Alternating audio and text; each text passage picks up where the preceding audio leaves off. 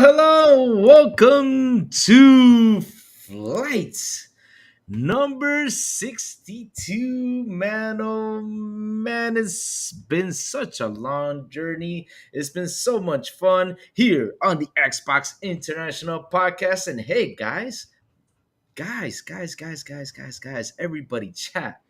We have a very awesome guest today. Woohoo! So, let me do real quick my introduction. He donated plasma to Redfall Vampires for an Xbox 360. The man who was once an awesome journalist that even, and we have proof, Henry Cavill called him for help on his role for Clark Kent. His grandma helped him save Shadow Moses Island in Metal Gear Solid, then take down the fat man with Raiden in Metal Gear Solid 2, the man who was about giving power to the players and worked at a GameStop, the one who has green in his veins despite never owning an OG Xbox, the teacher, the insipid ghost, Mr.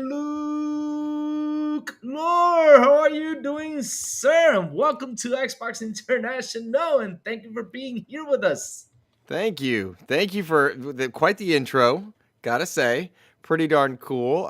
Thanks for having me, guys. It's a pleasure. I was honored when Cypher asked, and I'm glad I was able to join. So thanks. All right. Thank you so much. And man, so happy for you to be here with us, hanging out. We're gonna have such a cool episode.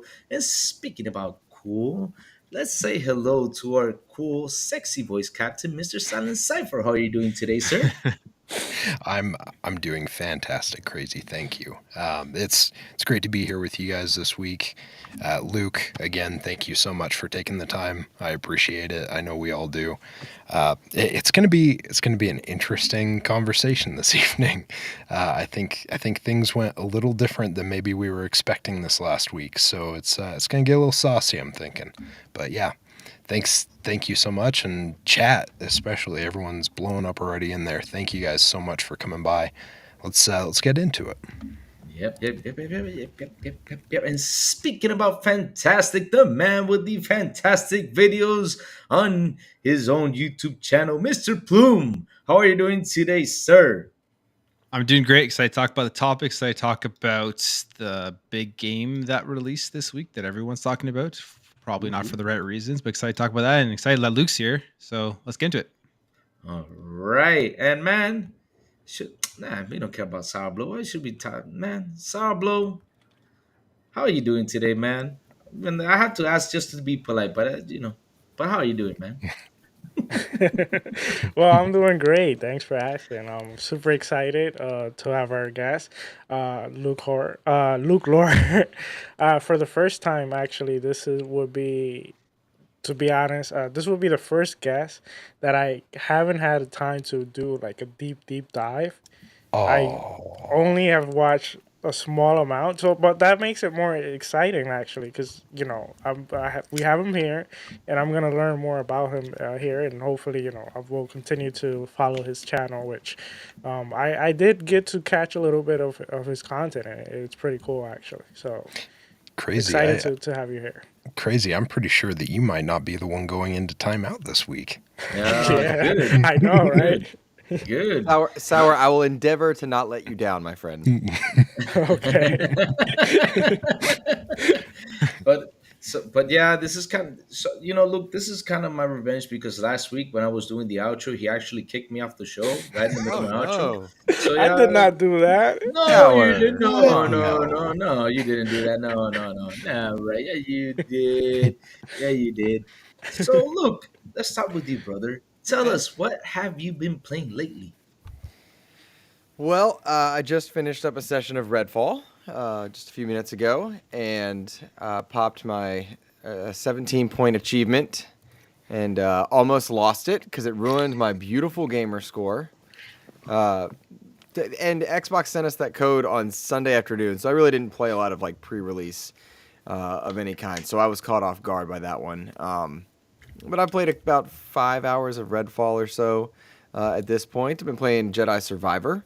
I've got my wonderful Cal Kestis saber right here. It works. It's beautiful.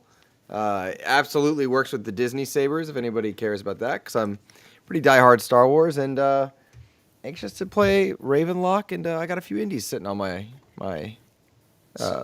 slate. So if you turn it on, does it come out? No, you lock in one of the Disney sabers. Oh, Yeah. Crazy. I was actually getting- Lightsabers aren't actually real. Yes, they are. There is a guy on YouTube who made one. That's a Not bad. flashlight. that's- That's a bright flashlight, homie. No. He did Nope. something. Look like a There's a lightsaber, plasma though. proto lightsaber. What? It's real. Yep. See, even Plume seen it. That's what I was. Plume made it and posted it so you'd fall for it. Yeah, Lightsabers are real. there's some edit in there. There's a man in there. Aww. How about you, Silent? Tell us what you've been playing, sir. Man, I played a little bit more Dead Island 2 this last week. Things got kind of busy, but also Star Wars came out, so I've been diving on to the Star Wars train as well. And man, I'm really digging that game. It's so good. I will say there's one thing that they didn't change that I was really hopeful they were going to change, and that is the map. I sure wish they would have fixed the map, because exploration is kind of rough with that map. It's not super intuitive. Luke, I'm sure you can probably talk on this too, is like when you zoom in, you can kind of make sense of it, but it's just not as helpful as maybe it could have been. But as far as everything else goes on that game, I feel like everything has been very much what you hope for a sequel, right? Like it's been a substantial upgrade. And that was really great to see. Like I always get nervous with those sequels. You just never know what you're going to get. But I felt like we were in good hands, and it seems like so far they've delivered. And it seems like from everything I'm seeing so far, that patch that posted is helping out quite a bit on the performance, Very which much is so. great. It Yeah, is. so now I got to jump back in. My son took over the Xbox right when I got home today because he's also playing Star Wars, so I'll have to get back to it. But I also did dip my toes into Redfall. I won't say much about it yet, obviously, since we're going to be talking about some of that stuff later. But I did get 2.5, about 3 hours in, going into the show today. So I'm looking forward to talking about that more. I've got Wait some a thoughts. minute. So you play Redfall? I felt like it was my duty doing a podcast to jump in and try out the PC and the Xbox version. Crazy. just Are so you that way I listening can to speak this? on them. You're not, are you No, sure? no, you know what? You know what? King David jumped out and dropped the gauntlet down for everyone and was like, you know what? Make your own opinions on the games. He was a big proponent of like if you're going to blast it for the score, try the game, see what you actually think about it, get a feel for it. And I was like, you know what? This would be a Sounds good fair. time to do that. I'll do that. And that's all I'll say for now. All right. How about you, Mr. Plume? What have you been playing, sir? I've been playing Redfall for the last couple of days. We'll talk about that later. That's been pretty much it. I've been still going back and finishing off some stuff in Hogwarts Legacy, but that's pretty much it this week. All right. And the man who's over there, I don't want. Maybe we should skip him. Let's skip him. We don't care because he hasn't played Redfall yet. Remember who has the controls here. Oh yeah, Sourblow, what have you been playing, sir? Let me ask you that. I've been playing some Ghostwire Tokyo, and I Nice. haven't finished it because every time I decide to go for a main mission, I get distracted either collecting souls, doing side quests, and etc. So I've been enjoying the game a lot. So yeah, that's Alright. what I've been playing. That's awesome. Let me go real quick through the flight itinerary. First things first, we're going to have a security screening, which will be done by the handsome Lionel Richie, he is to my left, Mr. Sourblow. And then after that, we will, in our opening topics, we will have a time travel game. That will be interesting. Microsoft could be working on its own VR device. Leak. The Asus ROG Ally. That's his name, Ally? That's what they call it? Ally? Ally. Oh, Ally or is Asus it Ally? ROG Ally. Ally? Ally. Okay, Yeah. okay, ally. We'll start at $600, man. I'm broke. Games are taking over theaters and home media. Day one, no matter what or wait and see approach. Those are the opening topics, and for the main topics, it will be Xbox needs to refocus and the race to make Ready Player One. So, Sourblow, it's time for me to pass on the ball to you so you can do your awesome security screening. Go for it, my dear brother. All right, all right. Well, to our guests, just in case you don't know, we theme our podcast around flight. So before we let you in the plane, we gotta do a small security screening. Make sure everything is fine. So we'll ask you a couple of questions, Hmm. and we will want to start with our time capsule question, which this is a hypothetical question. Okay. Uh, let's say Constellation has chosen you to pick three games that will go into space in a time capsule as a mean of introducing other life forms to our planet. What three games would you choose and why? Ooh, okay, that's different. So I think Super Mario Brothers, the original for Nintendo Entertainment System, needs to be there because that was the one that set so many people on a path of kind of consumerism and reset the gaming industry. I think Pac-Man would likely need to be in there, though I question what both of those games might tell an alien race about our morality. But I think both of those have to be in there, bar none. And then, hmm, Hmm. I think Metal Gear Solid for the PlayStation 1 needs to be dropped in there. And I almost said Doom. However, again, I worry about the morality system here. Uh, but Metal Gear Solid 1, much like Pac-Man, much like the first Super Mario Brothers, it put events in motion as far as like what gaming could be at the time. Pac-Man set a standard for its era. Super Mario Brothers set a standard for its era. Metal Gear Solid did something that we hadn't really seen before, as far as stealth mechanics go, as far as acting in a video game would go. I mean, there were opening credits. There were 2 discs on there that were full on film-esque versions, and it really helped cement the PlayStation 1 as an experience giver that nothing else could give at the time. So those are my 3 games: Pac-Man, Super Mario Brothers, and uh, Metal Gear Solid. All right, those are actually some awesome picks. I do think if we would have topped it off with Doom, the aliens would have probably been like obliterate this planet. What? No, no, they wouldn't, man. I'd What? have called Will Smith and I would have said, "Look, sir, we need to upload a computer virus. They don't have firewalls on alien Exactly. planets." Yeah, And I'm yeah. pretty sure those aliens, and And I'm Will just Smith would have saying, slapped his way it, into. those would have been G.I. Jane 3, and then we would have had a whole nother incident. Oh man. All right. Well, let's move on to the second question, which this is also a hypothetical scenario. So let's say you decided to go on a flight, like the Hmm. one we're gonna go on today, Hmm. Hmm. and you decided to sleep for the duration of the trip.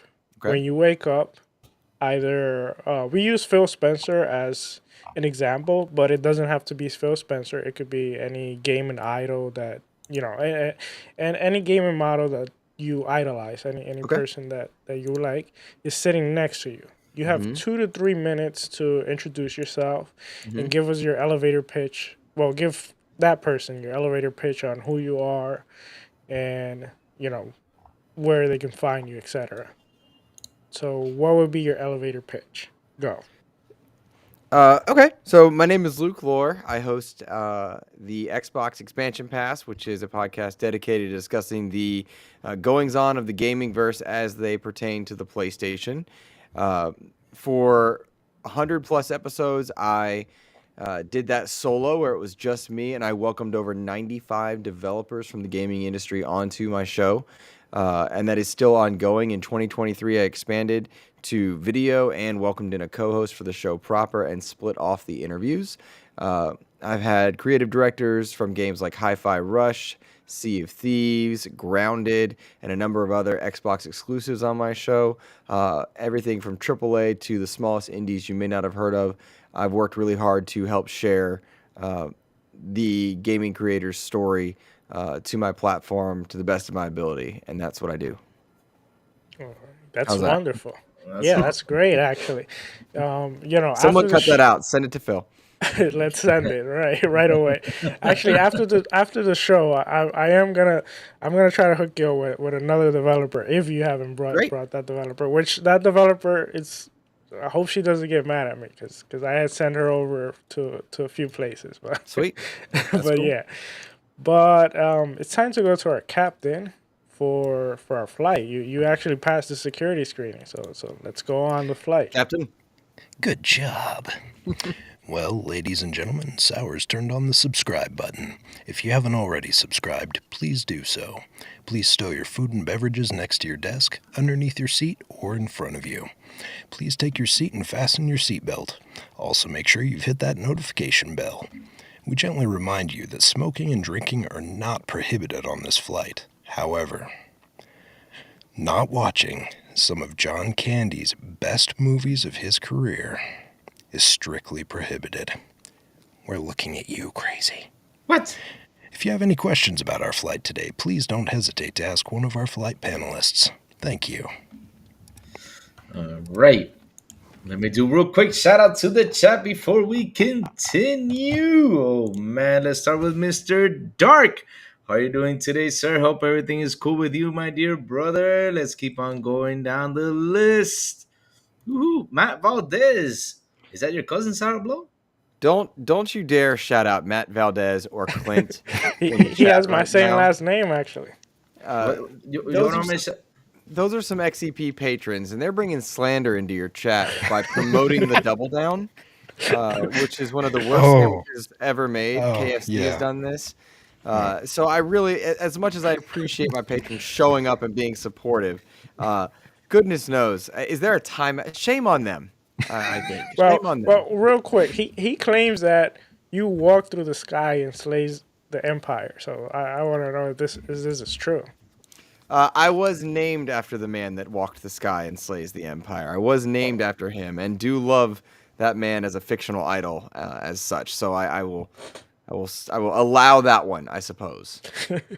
See, I helped you out, Primo, cousin. Primo. Oh my God. Oh, let's keep on going down the list. Back from the dead. Hello, how are you doing, sir? Clint. Hello, Mr. Clint, and welcome. Let's keep on going down the list. Matt, Without Fear, Double Down Squad Assembled. Really, what's that movie? I gotta see what the movie is now, and I'm interested. Is it really that bad? It's not a movie. It's not a movie, sir. Oh, It's a KFC sandwich. So I had, sorry, I'm going to split in real quick, but I had forgotten all about this sandwich until I jumped into the Discord and they all started throwing Double Down all over the place, and I was like, wait a minute, is this like a shot challenge or something? Like I can't do shots like I used to. And then they reminded me of the KFC sandwich, and I was like, oh dear Lord. Oh, I forgot about that. And just thinking about it made me start to sweat again. They figured out that I am anti-Double Down and anti-KFC, which had to do with the Diablo thing. And now there is an internal Patreon goal where I have to film myself eating a Double Down from KFC. And I'm starting to sweat thinking about the possibility of what that might do to me. I'm hungry now. Now I want some KFC. No, Oh don't do no, that. that sounds like a triple bypass, man. I'm about to order some KFC. Especially if you're doing constantly, like eating that. But let me continue on this. Go, Paul. Hello, sir. Let me see who else is here. And that's about it. So, Captain, start with those opening topics, my brother. All right. Well, yeah. So like we mentioned, we're going to dip into a few things real quick today and then get into the juicy, meaty part of the show. But real quick, we did want to touch on a few things. So apparently there is a rumored time travel game that is in the works at Microsoft right now. According to a NFL player, which I'm going to butcher the name, sorry, Q Blue. Is that is that? Please tell me that's not a real name. But he said in an interview that he had signed a deal with Microsoft for a game where they're also going to be making a movie as well. And he describes it as a SEAL Team 6 that travels back in time to stop people from trying to change historic events. So this is kind of an interesting thing. I mean, it kind of came out of nowhere, and I don't feel like it really got a lot of traction. It just like it happened, and I think all the Redfall and Star Wars stuff happened and just kind of like buried it. But Luke, does this sound interesting to you? Would you be interested in a SEAL Team 6 back in time to change historic events? Maybe some sort of, I don't know. What do you think about this idea? I mean, I could see a lot of ways where that would be really cool, right? Like where you're trying to uh, get into to take down a certain shogun in medieval Japan or feudal Japan, pardon me. You're trying to assassinate a pope or a king from a medieval time period, or take down a different tribal leader at various points in history. Obviously, we'd all want to have the level where we go kill Hitler. Like there'd be a lot of Wolfenstein references there, but it's a really cool idea. Like, what are your restrictions? Are you going to do some Turok? Like, are there going to be dinosaurs? Is that how far back you're going? What does that mean? There's a lot of really cool stuff that on paper sounds like a great concept, but it'll all come down to the execution. And I think that's kind of the kicker there. And I grant that our source slipped up, but we don't know what level of funding this is getting. We don't know what is this a 16-bit side scroller, because then I'm totally in. Right. Right. Yeah. Like that's I'm all in on that, but that's a very different expectation than a AAA endeavor. And there was a game on the Xbox 360, which the name escapes me, but essentially like you went back in time and you fought in wars, and you had your M16 or your M4 or something, and you were fighting against people with muskets. And cool idea, but it didn't execute well. And so anything on paper sounds cool. We'll see how it goes, but like it's a cool concept, right? Like, how tactical are we being here? Is this Ghost Recon, or is this like, run and gun filet? Gets me kind of curious as well. When you start talking about like going in with a team like that and doing different things, I immediately go back to, was it Assassin's Creed Unity? I think was the co-op one. And I get the idea of like going in and taking out the Pope or doing something like that in that type of style. Mhm. But I think you're dead on with like something like going in and taking out Hitler or something like that. That could be cool. Or maybe it's like a time cop scenario, right? Like a Jean-Claude Van Damme scenario where you're going back and you're trying to basically correct the wrongs of those different situations and stop people, or a Minority Report type of setup. But like you said, it's going to matter on what the actual on what the support is for this thing. Like, is it a side scroller? Like, what's the funding for this project? How big are we talking?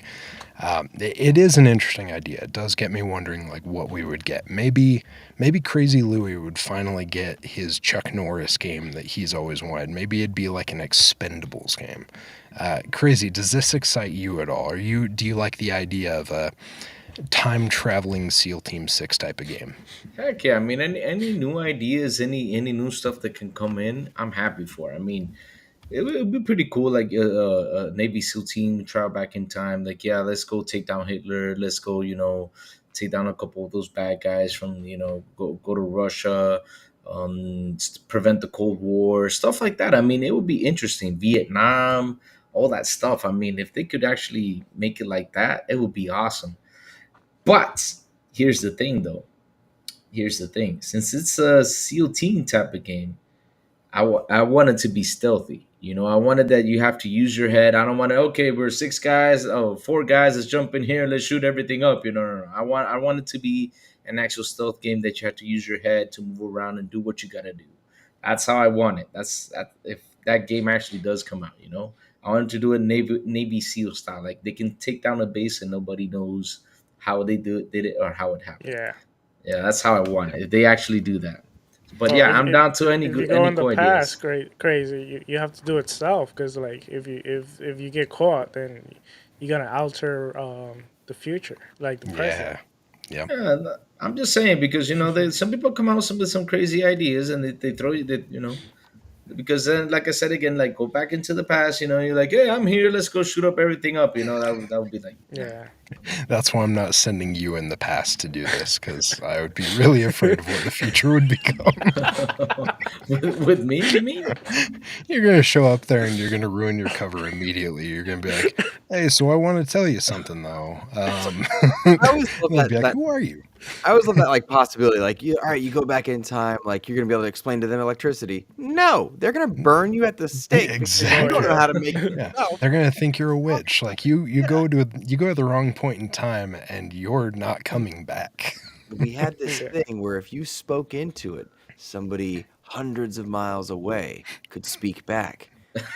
Yeah, No, yeah, It's called the phone. Yeah. diagnose. It's funny because I'm watching Sleepy Hollow series, Mhm. and the guy's like he's from the past and he's in the in the present, and everything for him is like new, and it's like he flips out of anything like internet and everything. It's so that would be kind of like what they would do like if you go to the past and try to explain to them anything. So Nah, if I go back to the past, I will actually start making burgers and start my own McDonald's. That's what I would do.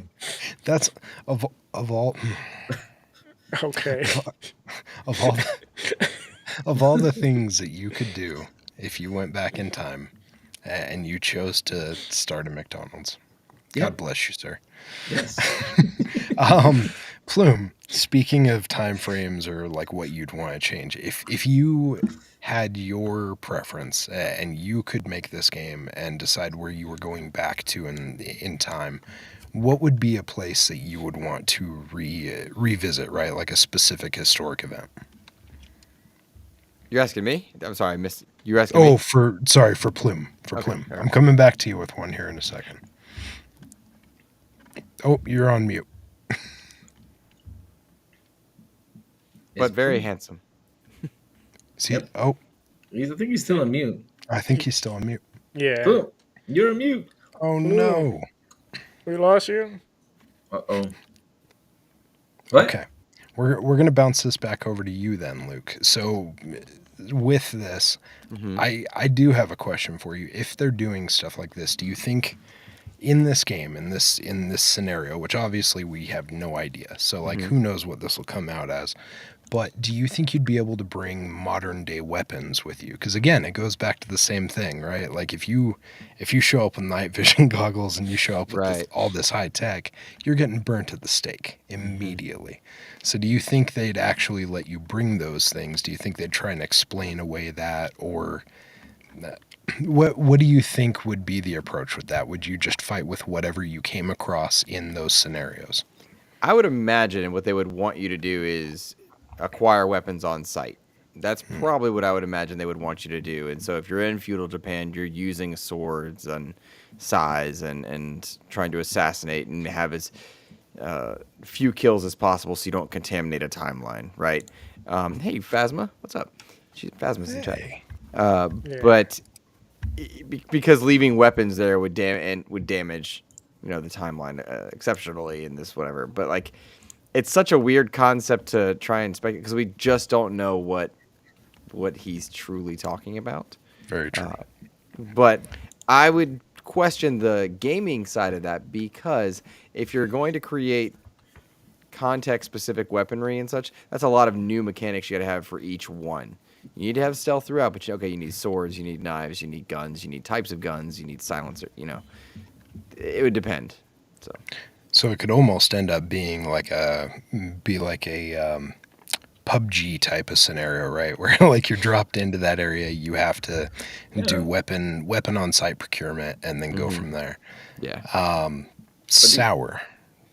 I have one for you, and fingers crossed you'll give me a better answer than Crazy did. But if you could go back and change something in a scenario like this, be it a game or in real life, we'll give you that. What would you change in the past so that way you could correct a historical event? instead of just becoming the founder of McDonald's? Well, I'm gonna be a little bit like, um, let's say biased, because like I had an idea, like I'm as a hobby. Sometimes I jump in and I'm trying to learn a little bit of Unreal Engine. Yeah. Not that I probably will create anything, but um, one of my, or probably my dream game, is actually a time travel game, and I would like to do like one in Dominican Republic where you go back in time to different times, and there has been different dictators and stuff like that, and you can go and kind of like, well, my idea was basically that everything is messed up in the present, and then you're sent back to like change several things, and then you kind of find out that there's someone else that had changed things, and that's why everything is kind of messed up. So you're kind of like, you have a kind of like your nemesis is also changing things at the same time while you're trying to fix them. So that would probably be my pick. It's like And some Quantum Break. yeah, exactly, something like that. Right. But more like in the Dominican Republic, going back to like the crazy Trujillo era, President Lili, and etc. and all that. So yeah, that would be my pick. Real quick, this game specifically, as soon as I heard about it, I thought, because I'm a huge DC fan, so I thought, wow, I had the name of my, I had the name in mind. There's a series. Wow, I can't remember it. Oh, but, dear but Lord. basically, the series, I can't believe I had it the whole time, like, because I was waiting for my turn, and then I just forgot. But the point is, there's a team that actually that's what they do. There's Legends a of team, Tomorrow. Legends of Tomorrow. Thank you. They go back in time and fix things. So yeah, Nice. But, thank you. I would rather tell something though. Luke is onto something with this game though, because here's the thing. So if you go back in time with all these weapons, right? You go with MP5 or probably M16, And you start and McDonald's. uh, hey, hey man, that's what I would do, man. I'll start making burgers if it was me. But but but look at it's onto something though, because if you do go back in time with all these weapons, how the heck are you gonna get ammo though? Because in World War Mhm. II, none of the ammo Yeah. pretty much Yep. existed. So yeah. So It's a video game, Lou. Come on. Of course, you can loot it anywhere. You burn down the Magically. burgers and you make it ammo. It's fine. It's all good. Oh, we got Plume back. Oh, is he I back? got him. Is he back? Is he back? Yes, please tell us that the Mr. Plume is back. But Okay. yes, it would be pretty cool if we go back in time. Yes, dress them up as ninjas. They gotta know each, like all of them have to have like martial arts Working. style. Yeah. Yeah, it is working. All right, I don't know what happened there. Sorry about that. No, you're good. So I'll throw it back to you real quick, because I want your opinion. If you went back in time, would you kill Crazy Louie, who had gone back in time to get rid of McDonald's and become the founder of McDonald's? Would I kill Crazy Louie to become the founder of McDonald's? Yes. Absolutely. Absolutely. Since that's the one thing that you I'm sad, Crazy. I was hoping you were going to go for Back to the Future, where you I'm went actually back and you disappointed got- in Plume because I thought he would just get rid of McDonald's in Well, general. you know, let me finish. I would kill Louis so there would be no McDonald's. So I can make something better. Right? Okay, Save okay. humanity from I'll take McDonald's. that. I'm doing it for the greater good, right? So sacrificing one No, person but- for the greater good of humanity. But wait, I make healthy burgers though. My burgers are good. You gotta try. That's even worse. If you're gonna have a burger, you might as well have like the fattiest, most delicious burger you can have. Yeah. Eat it like your life depended on it, right? Yeah. Just like that double down, huh, Luke? No, absolutely not. See, we're only if I could go SEAL Team 6, somebody would be the colonel. He's not making it. He's out. Oh man. Oh, that's amazing. I like that. Well, talking about stuff that I wouldn't want to, well, talking about stuff that I could see in front of me but wouldn't actually maybe want to interface with just yet, is the idea of Microsoft working on its own VR device. So there have been some cool things. I'll give them. They had the HoloLens stuff back in the day. We saw some of the cool functionality with Minecraft. They showed us that really cool floor demo back in the day. But there is a new patent that was filed by Microsoft that reveals that the company could be working on its own virtual reality tech to compete with the PSVR 2, which I think right now, given the sales through that we've seen so far as far as PSVR 2 goes, always makes me kind of nervous, the idea of someone else jumping into that ecosystem and jumping into that ring to try and compete. But the patent describes a system that's self-calibrating and also accommodating of deformations and other changes to the device. The patent might not look much like a VR headset. It's a solid eye tracking system that can self-calibrate, compensate, and it has like a user-friendly VR system, but it could simply be maybe just an improvement to the current HoloLens that's augmented reality tech.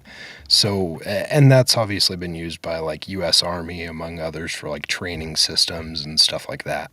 So there's a possibility that maybe it's something that they're looking at like way down in the future, but personally for me, and I'll pass it to you guys to see your thoughts, but I think this is probably just, like they're saying, maybe an augmented reality tech upgrade for their HoloLens.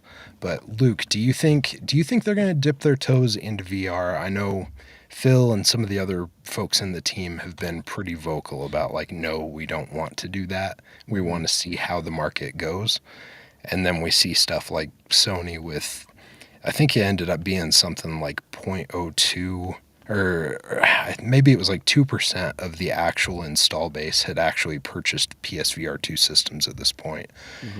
Do you think they're jumping into it, or do you think it's just an augmentation for their HoloLens?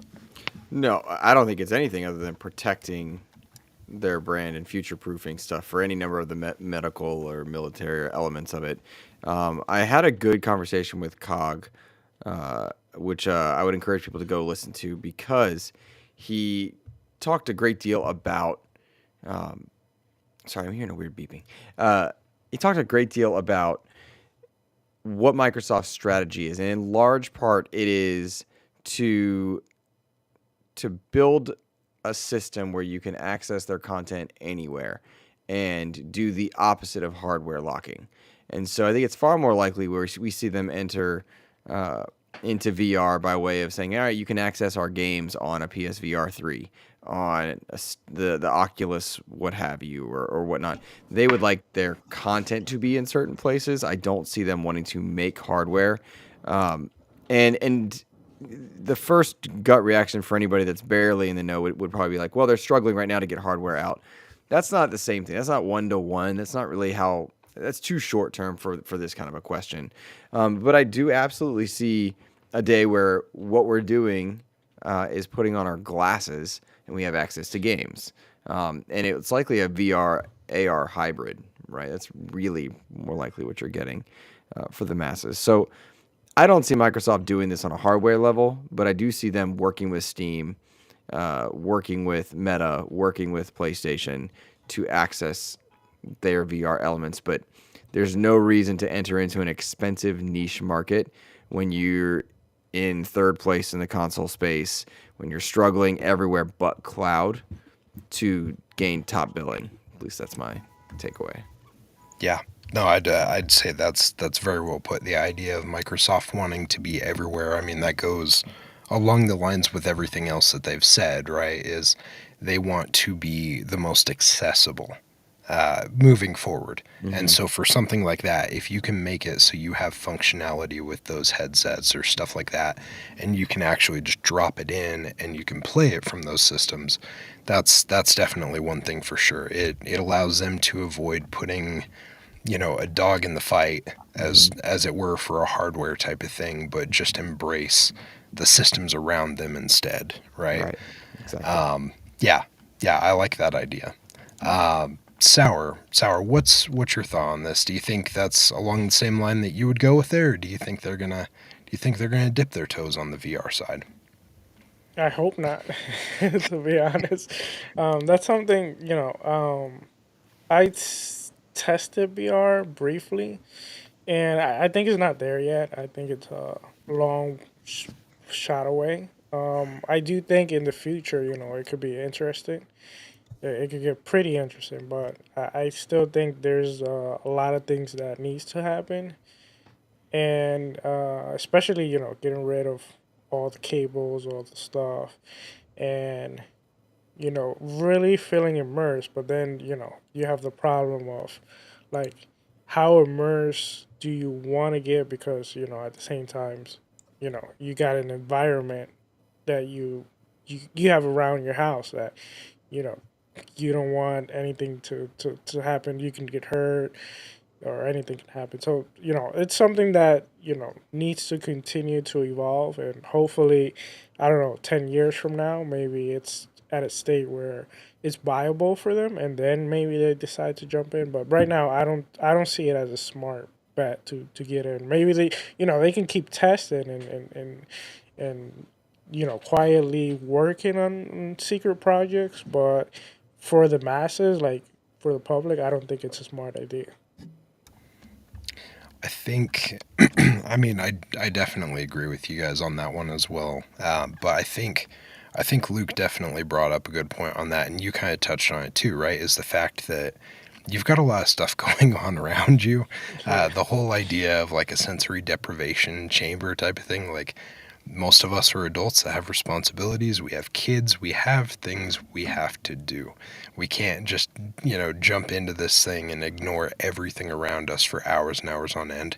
So I definitely like the idea, like Luke was talking about, with, it being a simple thing of putting on the glasses, having that AR functionality, stuff like that.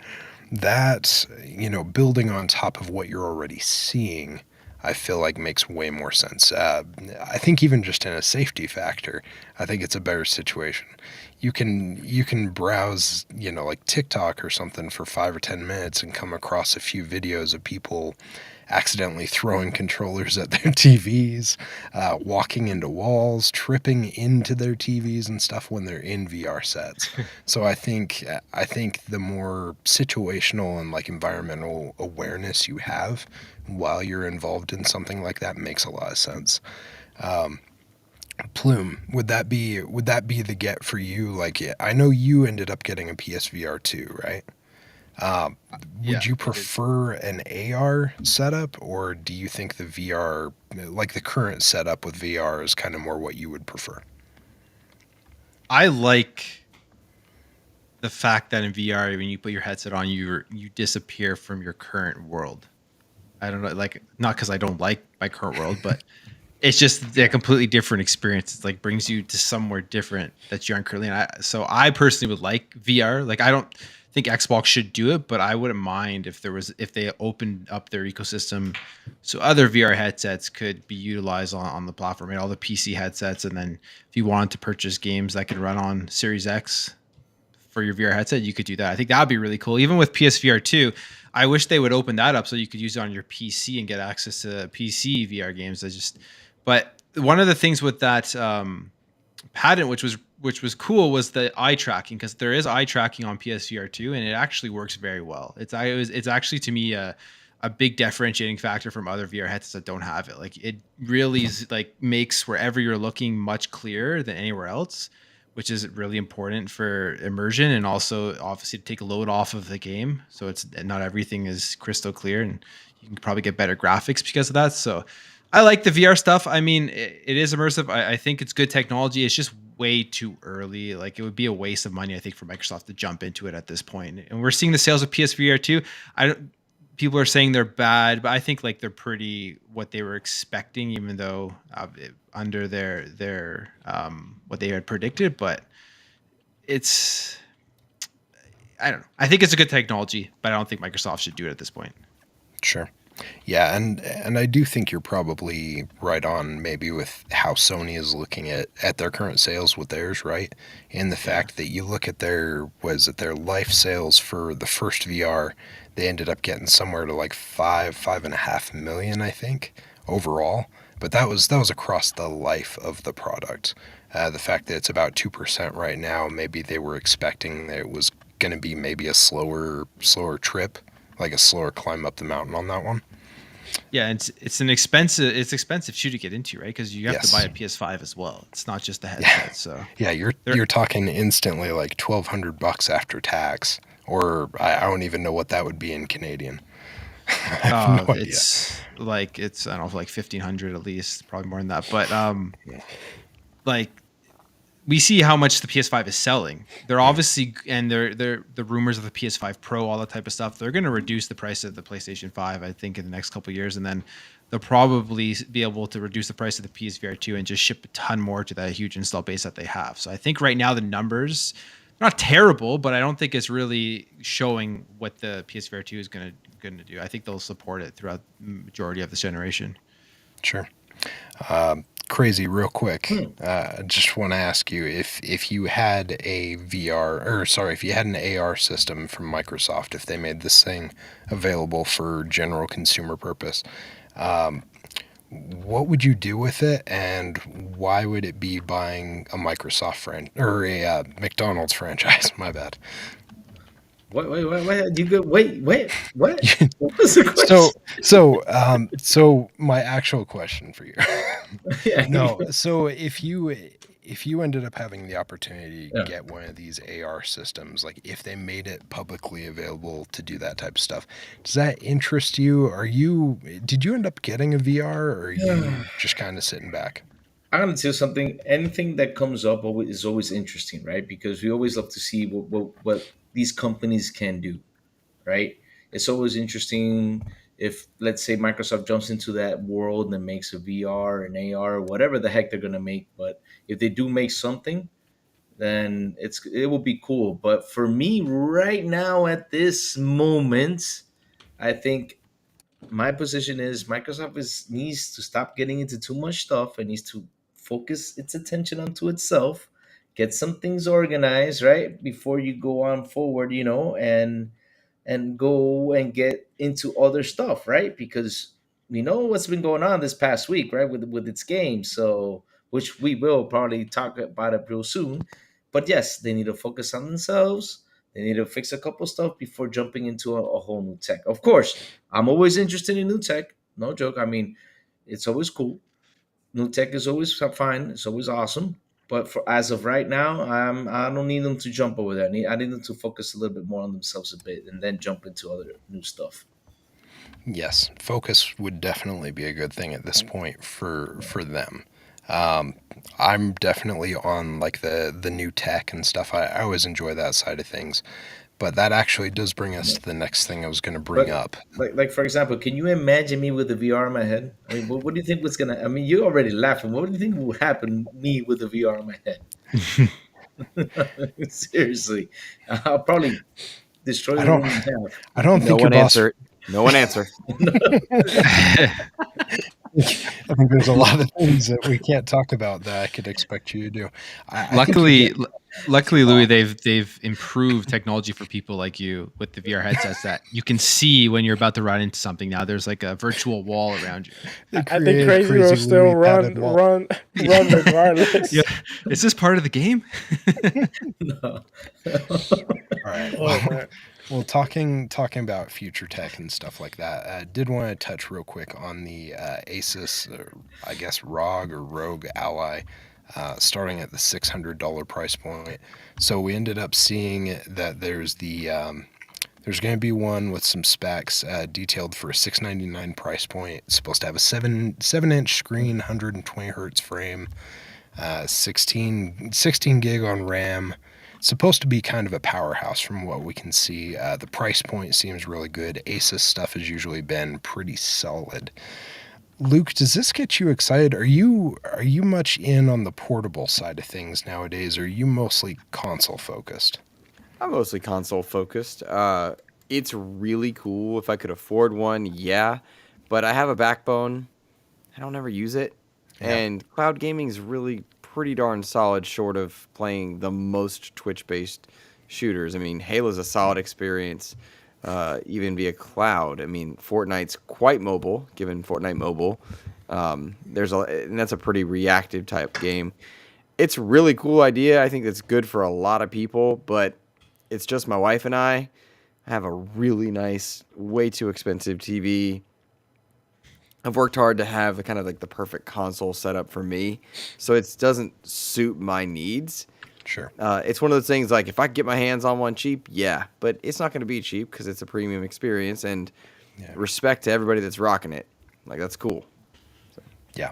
Yeah, it looks like it's going to be a fun one. We've got a couple friends that I know will end up buying this thing like day one immediately, which I wish I could jump onto something like that. But I think I run into the same situation as you, right? Is like I've put a pretty good amount into my home setup. Portable consoles just aren't the same for me anymore. I don't have a lot of opportunities where I couldn't just have a console, right? Like back in the day, I'd be like, oh, well, I could have it while I'm in bed, right? Mm-hmm. Well, I've got a big screen TV in the bedroom, so I could play on my console. Like, there's so many opportunities now, especially with how lightweight those TVs are. You can mount one of those suckers anywhere nowadays. Like, having a home console is a lot easier to have anywhere now. So for me at least, and it sounds like for you, it just kind of drives down the need for having something like that. Plume, were you a Nintendo Switch fan? Does this do anything for you? Would you be interested in getting something like this, given the specs that we know? Obviously, there is a hefty price point on this thing, but does this interest you at all? Yeah, it definitely interests me. I love handheld gaming. I have a Steam Deck as well, and Steam Deck is awesome. I mean, just being able to like use Game Pass on that thing, have Windows on it, downloading games, and even with cloud gaming, it's really cool. It just brings the whole portability thing because you can play wherever you are, right? I don't have like the best TV in the world, so my setup, I usually play my console games on my monitor, but mobile gaming just kind of adds to that. But the ROG Ally looks really, really good. Like for the price, $699. I guess it's allegedly right now. I don't know if that's been confirmed or not.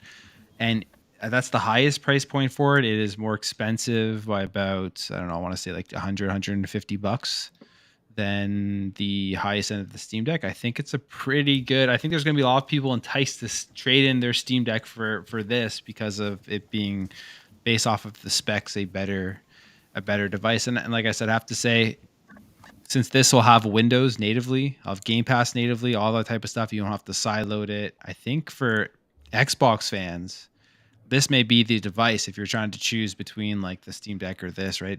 To get into mobile, I think this may be the one to go for, just the more seamless experience. So yeah, it looks pretty cool. I may end up selling my Steam Deck for this when it comes out. Yeah, I mean, from everything that we've seen so far, it looks like it could be a good replacement for that side of things for sure. I think something that I was talking to Keasante and Everborn about a couple weeks ago too was the fact that this will actually be like readily available. It seems like in some stores, like you could go into a Best Buy, you could actually purchase this thing versus a Steam Deck. You don't have that option. Like you purchase it direct generally. So the fact that this thing could be in front of you, I mean, granted, the price point is not an impulse buy, but for people who are tech heads and who are interested in this type of stuff, if you were already thinking about it, getting like a Steam Deck or something, and you see this sitting on the shelf, it gets more real, right? Like it's one thing to click a button and send one home. It's another thing if it's right there on the shelf in front of you. Crazy. If you saw this at Best Buy, would you throw caution into the wind, your boss being very upset with you if she found out you did this? Would you buy one of these as an impulse buy, or is this too much for you? Is this a bridge too far as the price point goes? You kind of messed up the question because if you put the misses there, he's not gonna buy it. There's no way he'll buy it. You could play it in prison, crazy. Just saying. In your you could play in prison. In your you could play it on your carpet pad. He's not allowed. He's not allowed. Oh my god! Of course, you have to bring the business in, but yeah, I want to tell you something though. Me handhelds, I'm still getting adjusted to it. I'm not like a big fan. I mean, they got it has to do something special for me, man. But for me, I'm not really into that whole handheld thing. I'm trying it. I'm not saying I'm against it. I'm trying it because I got a one max player here, and then I'm actually enjoying it whenever I go someplace, let's say out of town or something like that. If I leave out of town, if my missus lets me go out of jail, because since you guys always like to put me in jail. But yes, yeah. If I had the money, I could say, hey, let me throw it out there. And after hearing all that stuff, especially because that I have an issue with these JetBlue consoles. I don't know if you guys ever heard of JetBlue consoles. Like for example, the PS4 back in the day, when you turn that sucker on, it sounded like a JetBlue. And Oh, yeah, Oh, I'm I not thought you trying to. meant like a console they give you on the plane or something. Yeah. That Yeah, like exactly. exclusive. So confused with that one. I'm like, I yeah, gotta take a flight. I gotta get that console. uh, Yeah. They give you but earbuds and a console now? Man. no, Good but the deal. thing is, when you turn on, like for example, the one max player, when you turn it on, you hear "Woo," that fan just go all the way, and that's something that really, even though I got a headset on, it bothers me. And when I Yeah. heard about the Asus, that the Asus is it Ali, Ally, Ali? Let's call just call her Ali. It's So when I heard, Asus. I think So. I think it's Ally and I think it's Asus. okay, is it wait, It's okay. Asus? Okay. It's Is it okay, crazy. Potato, potato. Crazy okay? potato, potato. Is it like LinkedIn? Oh God. No, no, you're not gonna No? Luke, Okay, I don't know if you've caught some of Crazy's all right. shenanigans in the past, but he puts some extra zest on some of these names. Yeah, yes. My But apologies. Horrible with names. yeah, I'm horrible with names. But anyways, yeah, I would. I mean, if I got the money, I would get it, and because really, I like the idea that just that sound just doesn't come up, because I really get annoyed when I hear this woo, all that fan sound. But yeah, it sounds interesting, and yeah, I would actually throw those six. I would say yes, $600 right there. Even though my missus might get mad, she might come kick my butt. I'll be like, no, baby, I'm buying this, and then I would give her a big kiss. That's what I would do, just to calm her down. And That's that, a And then you will folks, be in jail. tells She you he won't. hadn't been married as long as we thought. Yeah. he's he's very much in the newlywed terms still. Mm. He just barely got married earlier. What, 5 months ago now? Six Yeah, months? 6 months Yeah. ago now. Yeah, 6 months Yeah. ago. Yeah. Yeah. Oh, So it he's changes, still. buddy. Yep. I know. Trust me, I know. He's already seen Right. it. Anytime that we're hanging out, we all of a sudden see a photo pop up and she's taken over his computer. Yep. Oh yeah. He's Should like, I I'm That's why you going to say play need to with you get. guys, but, That's you know, that's why you need to get this. Yep. yeah, Yeah. he like I won't be said, allowed to use it. She'll she'll take take it over over too. it. Oh yeah, because she has my Switch. I saw my Switch this weekend. I was like, oh, this my Switch. Like, nope, you're not taking it. I was like, damn it. Fair, Oh. fair. Well, I think we're going to bounce on to the next thing, keep moving forward. So real quick, I just want to touch on games coming to theaters, coming to home media and stuff on the movie side of things. Looks like we've actually had kind of a resurgence in some of the video game movies and stuff like that. Obviously, Super Mario Bros. Just smashed more records. I think it ended up hitting like 1 billion on the box office already, Yeah. which, I mean, congrats to it. It's wild. Luke, did you end up seeing the Super Mario Bros. Movie? I have not yet seen it. I do Okay. not frequent the movie theater very often anymore. I am all about Fandango at home. Yes. That is how I like to enjoy my films. And so I am not a movie goer very often. If they're not wearing a cape and it's not DC, and even then, I'm not seeing Shazam. But, yeah. Yeah. So it's very rare I frequent the movie theater. So I'm not a good indicator on this one. Well, it doesn't sound like you missed too much on Shazam 2, from what I've heard so far. But we did find out, and we did get a cool little teaser for a Twisted Metal movie. Would this pique your interest? Were you ever into the Twisted Metal side of things, or Loved did you? Twisted Metals 1 and 2 on PS1. Sure. I saw that trailer. I thought that was a really, really bad song choice. Could not have been worse. I thought it was a terrible trailer because of the song choice. But I saw somebody dub Dragula from Yeah, Rob Zombie yeah. over it, and I was in on that one. Uh, Same film, same everything. I love Anthony Mackie. How could you not? That's our Captain America right there. But yeah, that song choice really ruined it for me. And then when I saw Dragula, I was like, let's go. So I Yes. think it's a matter That's of if that they can nail the sounds right tone. that So sounds way better. Yeah, they should have added like a metal thing. I'm with you there, especially that ending with Sweet Tooth. That made me Yeah, so happy.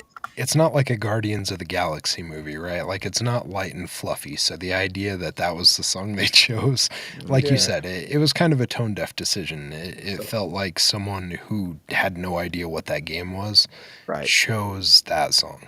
so Um, quick yeah, question. You guys mentioned Shazam too. So Shaquille O'Neal got a sequel on his movie. Might as No, well it's have. not that Shazam. It's not Oh, okay. it's Kazam. not Kazam, Kazam. is it? Yeah. Oh, okay. My bad. Sorry. Oh, crazy.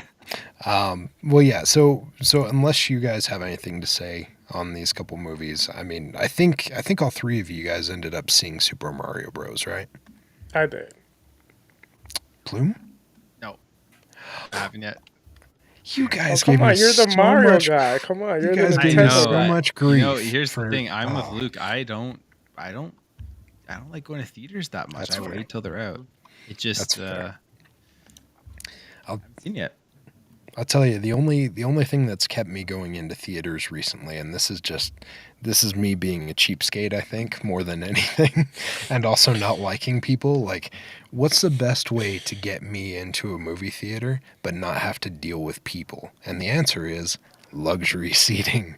And the only reason why I enjoy that is because, and I'm going to sound like a T-Mobile ad, but T-Mobile Tuesdays ends up doing like $5 tickets for like new movies all the time. And so whenever there's like a new movie that comes out, you can actually just get like any seat. It doesn't matter if it's the luxury standard or whatever. So as soon as those pop up, we're always buying the tickets on those ones, because then myself, my wife, the kids, we can all go into like one of those little boxes where you've got all the luxury seats. And then you can go see the movie, but not have to deal with all of the obnoxious people around you at the same time, Yeah. which Yeah. is kind of cool. I don't know. I mean, that's the closest that I'll go back to it. I think before the pandemic, I was more willing to sit next to a bunch of people, and afterwards, it's kind of soured me a little. And I kind of like being in my own little bubble, as it were. I get that. Yeah. Yeah, I mean, there's nothing wrong with not wanting a bunch of randos right in your space, coughing, hacking, and laughing at No. things that aren't funny. Last movie I saw in theaters was Creed 3, and the people behind me were the most obnoxious humans ever. It just turned me off from wanting to go back. I get that. And I think just like Luke was saying, right, is there's so many services now, right, where you can pretty much see those movies day and date. And if you can't, it's usually only a few weeks later. I mean, you look at something like Scream 6, that was in theaters only a little while ago, and that's already streamable on Paramount Plus. I was like, holy crap, this movie just barely even came out, and it's already on the service. I'm like, okay, cool. I am willing to go see that movie, downstairs in the TV room. Like that's I actually saw that yesterday on Pirate Mon Plus. boo. All right, you know what? I'm going to pass it over to you, funny guy, so you can jump into main topics so we can keep moving. Oh 'Cause I wait, feel no. like I'm making you guys tired, and that's never a good thing on this flight. We gotta stay awake.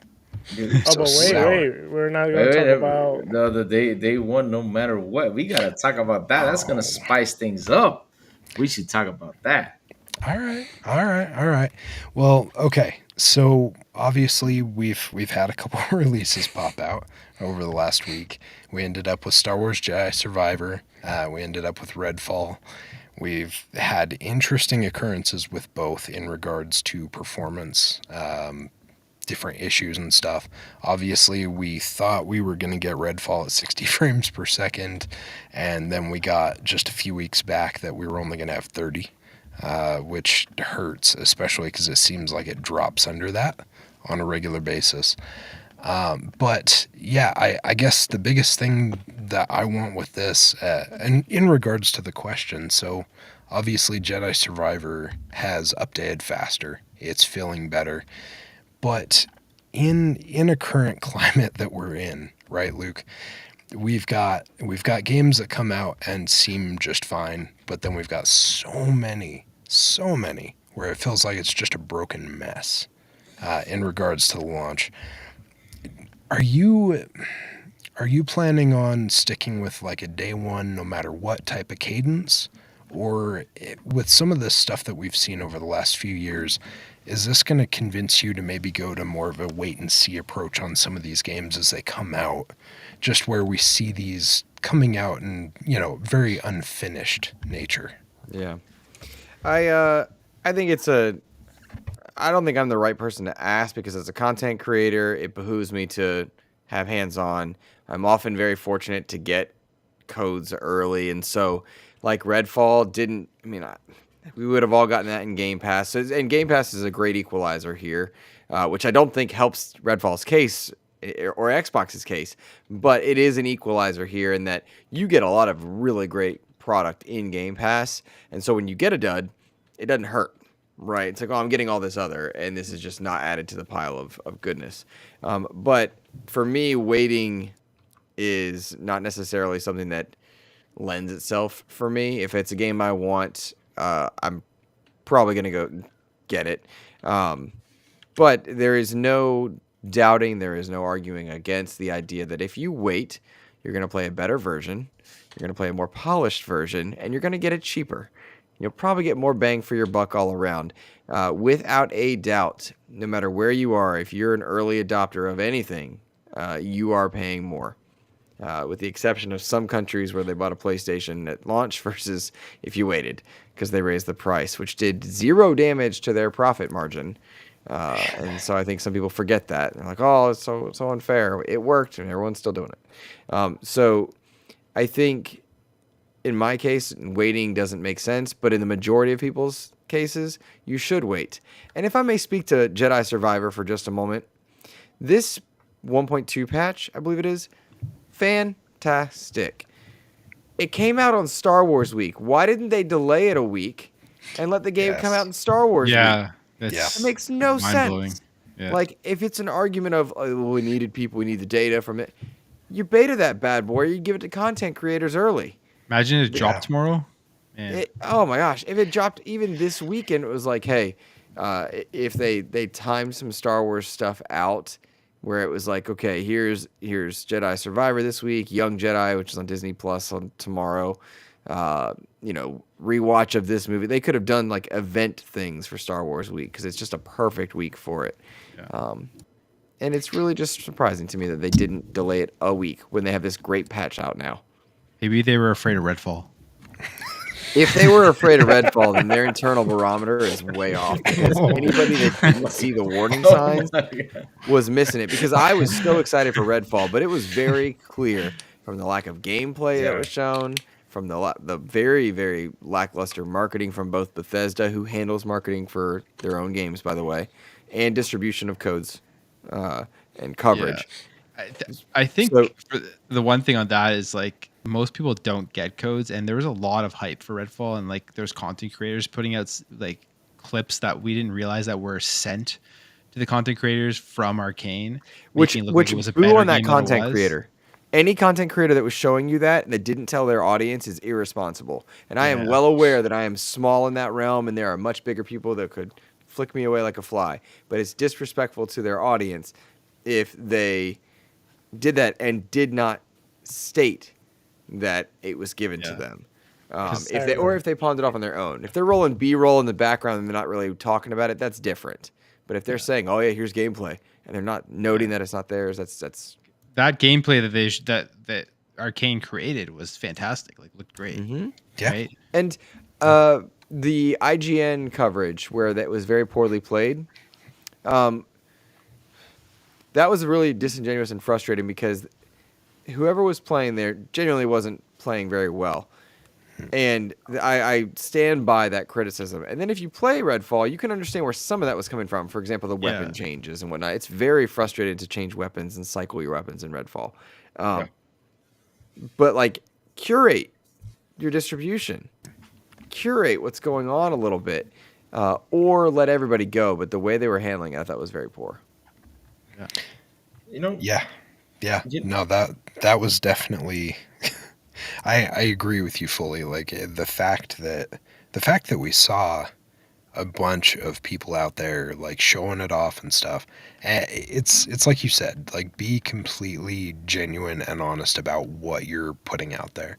If there's and I know this isn't going to go well for some folks out there, I'm sure, because some people just want access to their codes. They want to continue their access with codes and stuff.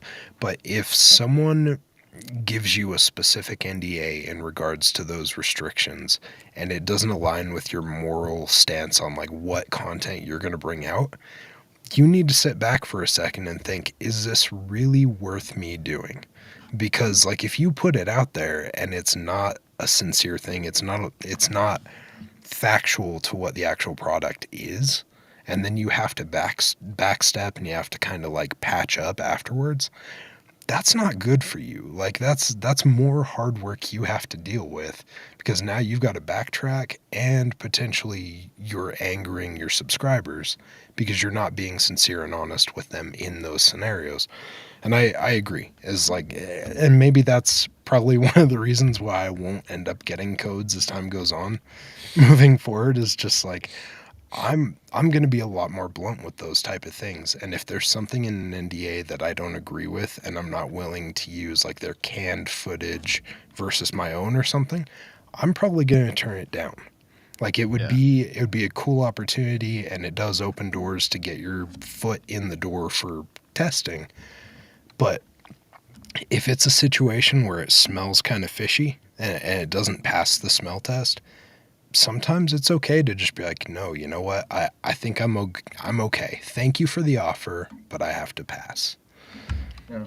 It's absolutely not worth it. I mean, with Redfall, they flew people out there, so they were, it's exciting, right? You get offered that, like it's hard to say no, but the fact, I when the footage came out from a bunch of people, I was thinking this was the game. I was like, oh man, this is really good. I was excited for it.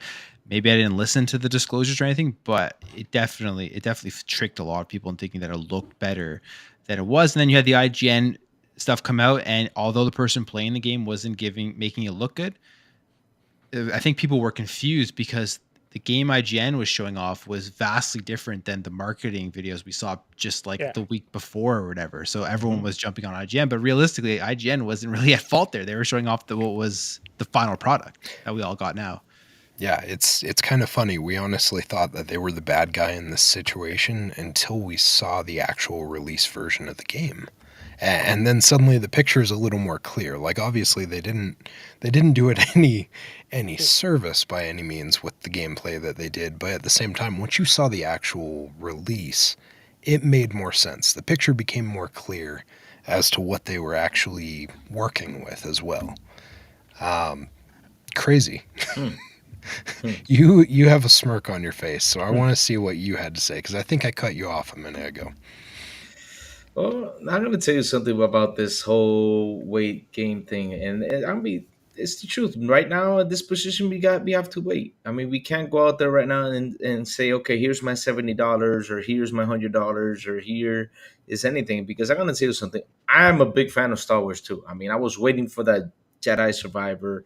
I was waiting for that game like crazy. And then I sat down and I watched a video from Xbox Era, and they were saying, "Hey, we were having a little bit of performance issues in the game on the Xbox, and then and then I heard that like the PC's got a little bit of performance issues." Like, oh my god, here we go again. So I said, okay, I'm not gonna buy it right now. I'm just gonna wait for them to put patches in to make it better. Once all those patches are in, yes, I will buy it. I had issues with Dying Light 2. I remember I bought Dying Light 2 day one. I'm a big fan of Dying Light 2. When I put that game on, I was like, huh? What is this? I mean, it looked horrible. That game looked horrible. Redfall.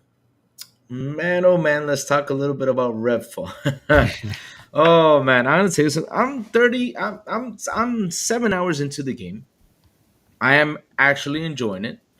I'm loving it. I mean, I'm telling you, it's not boring. It's not like it's a pretty entertaining game. I mean, I wasn't expecting like it for it to be like a 9 or an 8.5 or something like that. I mean, for me, this game is close to like between a it's between a 7 or an 8. I haven't seen, like I was telling you guys before. I have to wait to see if I can get it to 8 because I have not had a boss fight. I don't know how the boss fights are, the main bosses.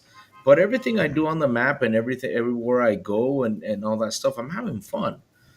People are saying, "Oh, the AI is bad," right? They're talking about the cultist, and Cultists are bad. The the vampires cult. aren't The, terrible. The AI oh and the no, vampires are actually not bad, but the oh cultists are bad. oh man, and They're there's all this bad. one. The Are they cultists, all- no, they're purposely, and then when I keep on moving around, I see a soldier. I notice why the cultists are bad. I mean, the cultists are just a bunch of people who are crazy fanatics. They grab guns and they try to shoot you. They hit you. Sometimes they don't. But if you get to a soldier, which I have actually met in the game, the soldiers, he literally shoots the hell out of you. I mean, if he sees you, he's going after you. Spoilers, Lou. Spoilers. That's not that's, yeah. that's it's not a spoiler. I'm talking about just What do you mean it's not a spoiler? You're that's saying something NPCs. There's that nothing it big. I'm doesn't talking. matter. It's a spoiler. Crazy, How crazy. how's that a spoiler? I Oh like my god. how you're excusing the AI of those soldiers Oh, but and I'm, making it sound like no, it's a because positive. no, I'm just no, I because like I'm it. gonna tell you something. I mean, I've seen, like, for example, the guys, instead of walking down the stairs, I see, How um they float? how they Yes, flow. I seen them. yes. Yes, I Future seen. man. They're on Yeah, hoverboards. yeah, hoverboards. Lou, I see stop the. the cap. The AI is bad. It's Yeah, The just AI bad. is bad. You You know shoot what? one person, they run straight at you. I know there's a lot of clips where you just turn left, yeah, and like the awkward and frustrating part is some of those clips aren't really embellished. Like they're not no, one-off experiences. They're not like little bugs. Like I do not enjoy when we see people clip something and make that one clip that they caught off no, guard seem as Yep. though it's the whole game. Yeah. But in the yeah. unfortunate case of Redfall, a lot of the AI is pretty lackluster, and it reminded me, and I hate that. I think I'm quoting. I want to say it's Skill Up. So this is not my words initially, but he equated it to Aliens, Colonial Marines. I don't think it was Skill Up, but it was somebody. It reminds me of the old Aliens, Colonial Marines. And in that game, there was a bug in the code, a typo, and once it was found and fixed, like 10 years later, suddenly the AI worked.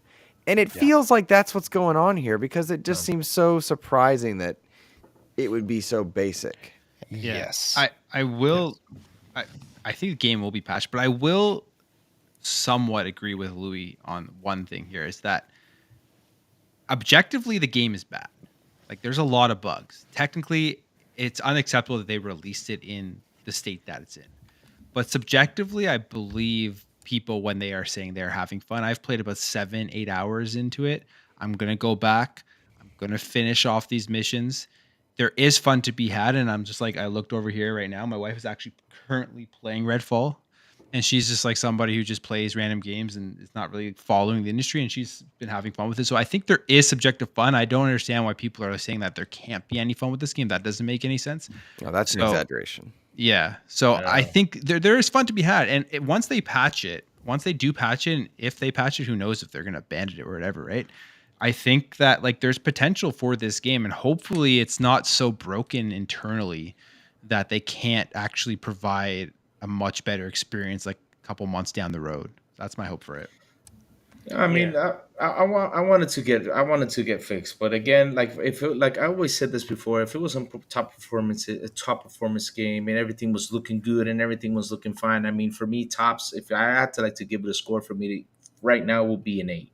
If it was top performance, everything good, with no issues, like how everybody's saying.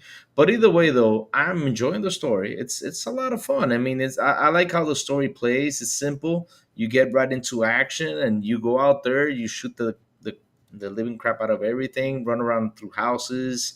It's really fun. It's really fun. I mean, I am enjoying it. I mean, if it was a bad game, a boring game, I would literally right here say, hey man, that game sucks, don't play it.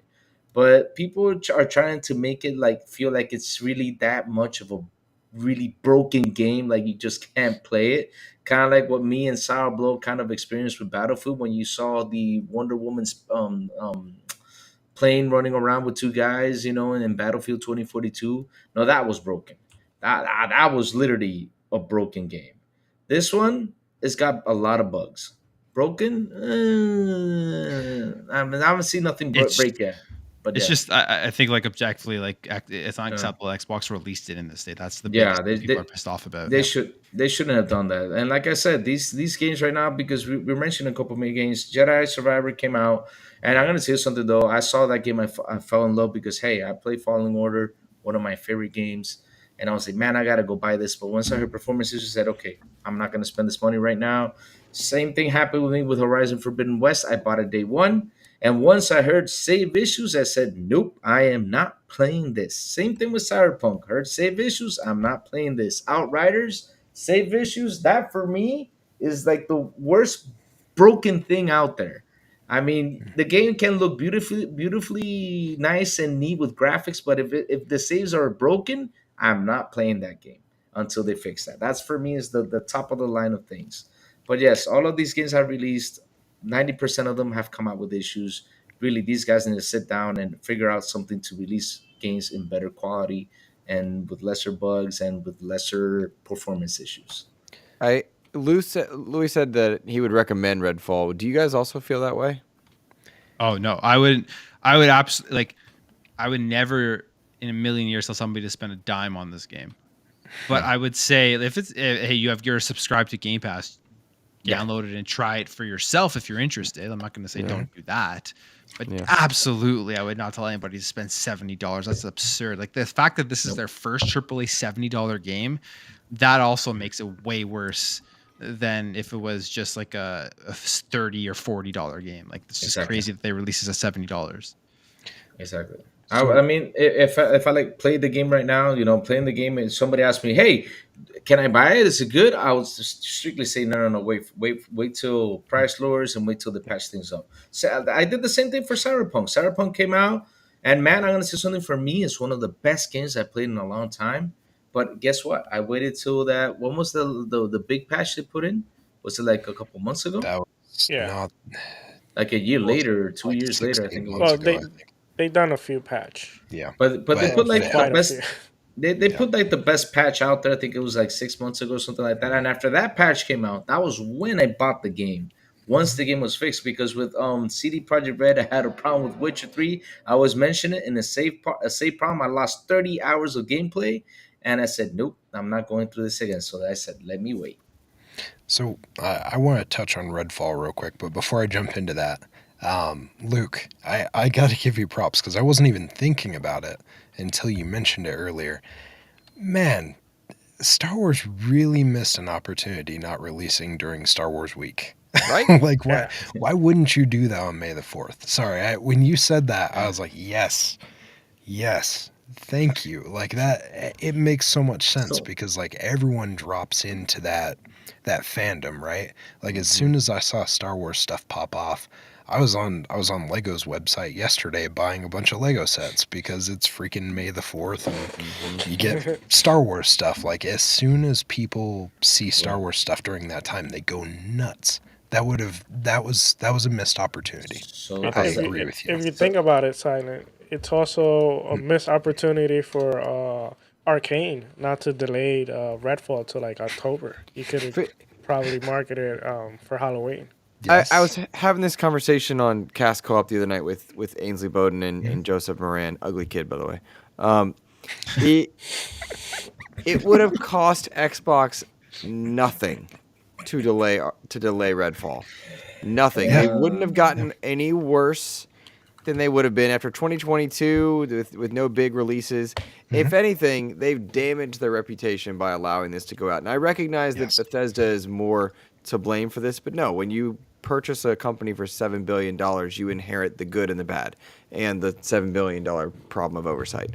Yes.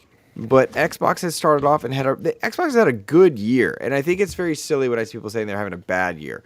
No, a bad year no. is if last year was a bad year where they didn't release a AAA game, but we still got expansions to some of their ongoing stuff, and they were still selling boxes and Game Pass gave you day one. There's something good there. It's not PlayStation top tier AAA good, but Xbox started this year by dropping Hi-Fi Rush, great video game, still a niche market, but great video game. Age of Empires console, great video game, niche market, but still great. They've got Minecraft Legends multi-platform, solid outing on that one. I enjoyed it, but I see where people would be. 7s, 8s is fair. Ghostwire Tokyo came to the platform. You got expansions for Sea of Thieves and Grounded. You got a new season of content that's well received in Halo. You had a very good year going. And Redfall is your first true black eye in terms of releases to come out. Nothing would have been cost by releasing this game at $30 and down the line. That would have been fine, because I guarantee you Redfall is not bringing anybody into Game Pass, and it's not selling boxes. No. What you could have done is you could have had a timed 1-2 punch holiday release, and I think they have one more game for the holiday. But like, you could have had a bam, bam, bam, Game Pass, everything there when you've got systems out, because right now they don't have systems available. So what was this for except Out to Die? And maybe Out to Die was the goal. Well, mission accomplished. But it's a shame, because there are a lot of people that put blood, sweat, and tears and love into Redfall, and it's not the product it needed to be. This is in every single category. It falls short of being great, and it's just okay.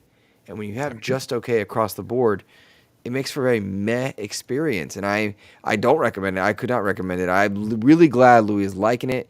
I can see where people would like it. There is something there. Like, I do find myself wanting to play it a little bit, but it's not good. It's not good. And that sucks, because it damages Xbox when they needed wins. Yeah. So I'm going to pass it over to Sour here shortly, but I did want to touch base on Redfall real quick, because like I said, I do have a couple things to say, and I agree with both you and Crazy on this. Luke, I think you brought a lot to it. Your conversation that you had about this a couple days ago, very accurate on a lot of these different things. Like, and with Crazy, like, he's made some comments in there and stuff, and it's like, as I've played a few hours of it, I see both sides of it for sure. And I think the thing that frustrates me the most, and this will actually dovetail into the main topic stuff of refocus, right, is you look at this game, and like you said, there's nothing that they could have lost if they had pushed this back a bit. You put some more money into it, but you get it to a better place. You get it closer to Content Complete 1.0, right? I think there's a lot of things that frustrate me about this situation, because you look at their past, right? Their previous games were really good. They were kind of niche titles. Not a bunch of people got into them, but they were good. I've seen a lot of damage control over the last few days online about this game, and it's frustrating because it comes from different sources I wouldn't have expected it to come from. But I've seen so many excuses. I've seen excuses of, well, they picked up this team. The game was already in production, so you can't hold them for that. Oh, no, you can hold them for that. Microsoft, if they were doing their job and they had been doing check-ins on the status, or whoever was doing that and reporting up the line, this should have been seen. They should have seen this. They should have made the decision to delay it. There's no excuse for that. Like you said, they had nothing to lose if they kicked it back a little ways. You also mentioned the idea of a $30 price point. Realistically, the game we're playing right now is a game preview version of the game. Yeah. Sorry, if it upsets anyone out there, this is game preview. We are beta testers. We are experiencing this game. In 6 to 10 months, this thing will be maybe Content Complete. Yeah, because maybe by October, like Sour and I were talking about, this thing will actually be closer to what it was supposed to be. Yeah. Another one that kills me is just the idea of like, oh, well, it's just the Xbox console that's kind of a nightmare on this. No, like I said, I played both versions, right? The PC and the Xbox, just to get a feel for it. Now, I will give them that the PC version is more stable. However, for some reason, I don't know what it was, but I just could not get on that one. I did not enjoy the 30 frames per second on the console version. I do think if you're choosing to play it on console, the best solution for you to do is go into the settings, change your motion blur down to low, because right now it's set up to like high. If you drop it to low, it makes it manageable. It's not great, and it should have been 60 like they originally said, because realistically for a first-person shooter, it just feels better. there's because what's that crazy? I was gonna say that was another thing too. We do not know when the 60 FPS is gonna come. They have not. It's like I remember we talked about this a couple weeks ago, and I said it that they made a mistake by announcing this 3 weeks prior to its release. They should have announced it when they were doing the beta testing back then and getting people flown in, like they were saying, "Oh, come here, try it." They should have said it right then and there. Hey, sorry guys. I mean, in order to release this game, and right then and there, right, if they would have said that and watched the people's reaction to it, that will probably give them that chance and that point, right, to say, hey, let me move it to October. Let's move it forward to October to fix things up because people are mad. Not a 3 week prior thing. No, no, no. You should have No, announced it months ago and the- said, hey, this is happening. What should like? Okay, no, we don't want this game 30 FPS. We want the 60 version, blah blah blah. And if they would have seen that, they would have said, okay, let's delay it. yeah, That would have given them a I good chance to delay it. I see this and it gives me Halo PTSD because I Oh, feel like we're playing the same game out as we did with Halo Infinite, where it's like, here's our game, and they show it, and you're like, dude, this is what you're releasing? Like, this is where we're at? No, why? Like, Yeah. why is this the way it was? And that goes very much to the oversight, right? Like, again, I maintain there's got to be something wrong in regards to the actual communication. We always go on it all the time, but communication is key in this situation. mhm. Now, whether it was someone not reporting to Pete Hines properly, whether Pete Hines wasn't communicating that up the line to Matt Booty or Phil Spencer or whoever, like there is a break in communication somewhere or a misunderstanding of where they're actually at, I feel Yep. like. Because there's no way you look at this game and you're like, yes, this is content complete. We are ready to roll. Like, they delayed it for a purpose the first time. Now, I'm not saying giving them a bunch of infinite time to delay this thing over and over again is a good solution. I do think it's good to delay games when you need it, right? But I think in a situation like this, when they delayed it, they should have put more focus and more concentration on where this game was at and what was happening moving forward. Like when you delayed it, there should have been more eyes, much more critical on the situation, paying attention. The communication should have been there like, hey, what resources do you need? Obviously, you're Mm. not to a point where you're content complete, where you feel comfortable with this thing launching. What do you need? What do you need? Do you need more time? Do you need more resources as far as manpower? Like stuff like that. I feel like, just like what we're going to talk about, is it feels like there's a lack of communication and there needs to be more of a focus on getting these games out the door, yes, but getting these games out the door in a content complete way. Like, none of the people at that dev studio, you cannot tell me any of them were happy about how this released. I highly doubt it because it's not where it needed to be. They should have had 6 to 8 more months realistically, from what we can tell. Because like both of you were saying, is like there's something there. There's something there. When you play it, some of the weapons are cool. Now, granted, the shooting is a mess. The shooting is a mess right now, but the Yeah. weapons are cool. The characters are interesting. The world is cool. Like it's a really well designed world, but it's like they basically got 3 or 4 months before launch and we're like, okay, we're done. And it's like, it's not there. Like they're missing components. Like when you walk through that world, it's beautiful, but there's nothing going on in that world except for like 1 or 2 vampires here and there or a strange soldier with bad AI. So it's frustrating. But like I said, I agree with both of you guys on this. Is like I see why, because you asked, Luke, you asked the question about like, would we recommend that to people? At $70, no. And I am frustrated because this situation draws out the narrative of people being like, oh, it's a Game Pass game. Because we've heard that over and over again in the past, right? Is, oh, well, it's Game Pass, so you're going to get budget titles moving forward because you're paying for just a subscription service. You're not going to get top tier games. Mm-hmm. And this doesn't help that narrative right now. Well, Xbox has Again, done nothing to curtail that narrative, No. unfortunately. And that's No. a narrative now that first began as a meme and now has been justified by their releases. And to be clear, I'm the guy, and I know a few of my people are in chat listening, and like I stand by it. I'm the swim in sevens guy. I find the fun in the games that I can. That is Yeah. me. I'm that guy, and Game Pass is for me. They've done a ton of great day one releases. You can explore a lot of stuff, but they've yet to produce, Xbox as a whole, and since the Game Pass era began, a top tier AAA experience from top to bottom that is fully polished. Who has done that? PlayStation and Nintendo have both done that. And so, maybe they're not trying to do that anymore. Maybe they're not trying to compete one-to-one with PlayStation, compete one-to-one with Nintendo, who doesn't try to compete with either of them.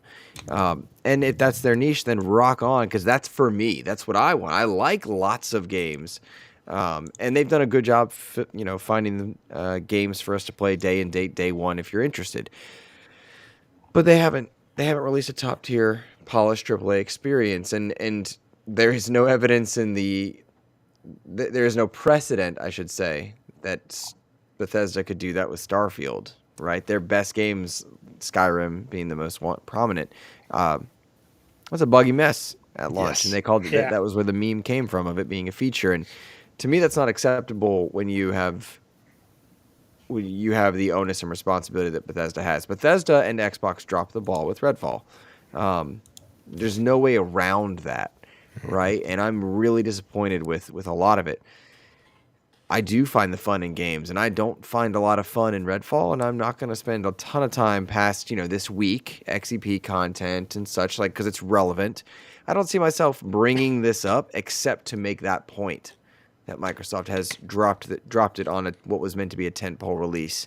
But I don't see myself looking forward to new content for it. And I saw in chat, I believe it was Joanna Dark, very wisely saying, how was State of Decay 2 at launch? How was Grounded at launch? And not quite a one-to-one, but it should have been a one-to-one. If they had marketed Redfall as a State of Decay 2-esque size team, size game, yeah. If they had done even better, if they had done, this is an early access game, you'd have a real different discussion. Well, But as it is, my day one patch came in this thing, and it was floppy. Everyone touted it as being, this is what you're saying, right? Is like the expectations, right? Set the bar. Mm-hmm. Like if you come out and you say this is a AAA release, and then it comes out and it's nowhere near that, there's nothing wrong with these guys trying something different that's not in their wheelhouse. I'm all for it. Like new IP, that's great. But level your expectations. Level what the expectations are for this. Let them know, hey, this is a new thing with a small team that's working on this and trying to bring something new to the table. At least then we go into it without those high AAA expectations. Plume, sorry to cut you off. Go ahead. I was just gonna say, they literally announced this as the last game at the 2021 showcase after they showed off all these big AAA games, getting everyone hyped up. This was their big wow moment to end off the show was Redfall. I forgot about that. Yeah. Which just makes it even more. Yep. Mm-hmm. They messed up on one of the key components, the whole under promise and over deliver. They did not do that in this situation, and you don't cap off a climax of a show with a game that isn't a big AAA huge experience that everyone is going to be wowed at when it releases. Yeah. Yep. But yeah, I think we could probably go on about this for quite a while, but I think I'm going to pass this on to Sour because I've already rode way over on his time. So, sir, take it away. No, you're fine. Quickly, I just want to give a quick take, and is that with everything that has happened throughout, I would say, since the pandemic, or maybe even before, since, let's say, this generation, where a lot of games, not only Xbox, but also, other companies, releasing the games in the state that they have been releasing it, and also with the experience I had with CD Projekt Red, which I did play. I was excited for Cyberpunk. I did play it day one, and I gotta say I didn't have any groundbreaking problems or issues or or bugs, and I did enjoy it. I had a fun time. But then after that, I actually played The Witcher 3, and analyzing myself how much I enjoyed Witcher 3, and it was like, it was after Cyberpunk, and it was recently, and how much fun I had with that game. I just started thinking to myself, what is the point of like really having the need to play it day one when I can wait for the game, at least wait for some reviews, wait for some friends to like tell me is the game broken or not, is it buggy, is the game did the game came out actually as good as it is, and that way I don't have to even I don't have to spend the money if it's if it comes out with errors, bugs, etc. And by the time I get to the I really want to play the game and the game is patched up, the game is either on Game Pass or it's either at a lower price, and I'm gonna enjoy it just the same. So, um, I'm not throwing shades on anyone. That of course, if you want to buy the game day one, you can't wait. That's your preferred game style. Everyone has a different game style, but I used to buy a lot of games day one. I decided not to do that, and that's why I'm even like changing the way I play a lot. So just wanted to throw that out. Oh, but But can I ask Luke something real quick? So no, you said they put a patch in Star Wars now, so it's actually way better than before, or for yeah, Jedi yeah. Survivor? Have you not been listening to the podcast, Crazy? No, no, I heard him mention the patch, right? So I'm asking Yeah. just in case because I've been kind of Good off, patch. with the news. You It's a deserve a good patch. timeout for that. Right? Maybe I should give you a timeout. But He literally talked about anyway, Star Wars Week and May Oh, the I 4th. no, no, no, no, I'm down to that. You mentioned Star Wars Week, yes. Mm. yeah. Anyway, we went a little bit long, but I'm gonna end it with this main topic. And being everything that we've seen with Xbox, every time that it feels that Xbox is on a roll, it's almost like they take a step back. Um, and we see the problem with Redfall. Whether you enjoy it or not, you gotta admit that it has its issues, and that kind of gives us concern for Starfield, as Luke said. As Luke said, sorry, as Luke said, I was gonna roll um, with it. I was like, yeah, Loke, that's my name. Yep. Yep. We're good. as Continue. as Yep. Luke said, Skyrim, Fallout, they have released with their issues, so they have the track record that they have had buggy releases, so that doesn't give us a lot of confidence. So do you guys think, and I'll start with you, Luke, that Xbox need to refocus? Do you think they need to like restructure or so? Hel- Hello, Hello, did I Luke. lose you guys? I think Luke is like Sorry, I Oh, missed the oh, question. oh.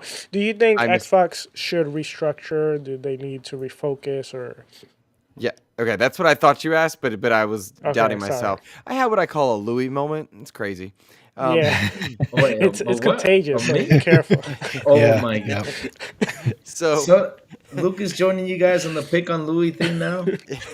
Seriously? You make it so so easy, sir. should there It's be out of love. It's restructuring? out of love. Okay, okay, okay. Should there be restructuring? I think there already is restructuring, and we often find out these things later. For example, 343 did not deliver on Halo Infinite, heads rolled. We didn't find out till much later when their LinkedIn profiles and a journalist happened to be watching it. But a lot of those moves were happening sooner than you might think. And yes, things restructuring does need to happen. That I think there is real criticism that should be lobbied towards the way Xbox markets. Real criticism should be marketed towards quality control for AAA first party. That doesn't mean firings. That means some things need to change, right? We should not consistently see lackluster releases when they're meant to be tentpole, and you can look at 2017 as a nice example of this. 2017 was State of Decay 2, Sea of Thieves, Crackdown 3. Well, I really found a lot of joy in all three of those games. It wasn't what it Same. needed to be. What happened? Changes were made. The acquisition of In Exile, Obsidian, Double Fine. Who made Contrast? The pill game. We Compulsion. Happy Few. Compulsion. Thank you very much. Okay. Compulsion. You saw addresses to those concerns, right? And then there was prior to that there was a hardware problem. The VCR Xbox was hideous. Change happened. You had the Xbox One S and X subsequently in the years that followed. People weren't happy with the lack of backward compatibility. That changed. Things do need to change, and I wonder if, as a company, they've been too divided in their focus. And armchair analyst, is that because of ABK? Is that because of, Bethesda's its own branch? It certainly feels like the position that I think Matt Booty holds, which may not be actually what he does, right? So again, armchair analyst is sometimes very easy to do, but like Matt Booty oversees the catalog. Is there enough oversight happening? Are they getting the check-ins? You guys mentioned Redfall. I don't feel like there is, right? And that's what I think his job is, right? Maybe that's not actually what it is. We all know Aaron Greenberg pretty comfortably, and we think of him as being the marketing guy. Maybe he's not actually responsible for the marketing guy. Maybe it's a figurehead position. And they've been phasing out Major Nelson over the past few years in favor of Sarah Bond, Kelly Lombardi, and a few others, Malik. And these things, it's more jarring when it happens cold turkey. It gets reported on differently than if you just kind of gradually let them go into the wind. And maybe that's what's happening in some cases. But yeah, I think there does need to be a restructuring, a new approach, as it were, better oversight, quality control, and marketing approach does need to happen from my position of not being on the other side, from my position as a podcaster, from my position as the guy who educates 13-year-olds by day and then plays and talks about games by night. So yes, optically there is a problem, and that optically needs to get fixed. How it gets fixed is up to people more in the know than us. It's just like when you see people armchairing ABK. It's like, none of y'all know. Clearly they don't know. It's not like half their reporting on what cloud gaming doesn't actually match what the product is, but that's because you have a lot of people dipping in and offering when they don't actually have insight. Well, on top of that, since you mentioned ABK, I'm so sorry. I didn't mean to do it. no, it's fine. Here we are. I'm so But sorry. don't worry, I won't out. get into that. I won't get into that. But I would like you to name, and this will go to the panel and also to the chat. So chat, let me know what your pick would be. I would like you to name 3 things that you feel Xbox can do if the deal falls completely, the deal gets blocked. Oh, And yeah. out of the 3 things, one of them, it could be a safe bet. Then the second one, in the possibility realm. And then the third one, let's go unrealistic. Something that you think it won't happen, but you hope that it will happen. Okay, easy. Well, first of all, I don't think the ABK deal is very good. So truly, I don't think they need to bring them into their catalog so much as they need to rebuild a relationship with Activision Blizzard, because when that relationship was strong, Xbox was strong. And Activision has inherited a lot of problems over the last few years. And we have an entire generation of people that don't remember when Xbox and Activision were synonymous. Call of Duty and Xbox were synonymous. Yeah. So if the deal falls through, I think what needs to happen, and this is your realistic one, I think is one of the ones you asked, they need to rekindle and support that marketing agreement with a lot of those games. We don't see Microsoft spend a lot of money to get marketing for games like Call of Duty. Prior to that, games like Destiny, they all switched over to PlayStation, which makes sense, by the way, if you're Activision, if you're Bungie, because the install base was double and triple the size. And I get and appreciate that. But in a world where you no longer need an install base of consoles to play the game, then they need to support that marketing deal with Activision and say, okay, we have the marketing for Diablo. We have the marketing for Call of Duty. And that needs to be the big one, right? So that's my realistic one. Then you wanted kind of like a medium and then extreme. Was that the... Yeah. Okay. Basically. Further out, if I have a medium one, then they need to green light Toys for Bob to develop some exclusive games in a second party position for the company, and may those be mascot platformers. Banjo is such a safe bet that it's very strange that they don't make the layup with that one. And it doesn't need to be Rare unless Rare is saying no.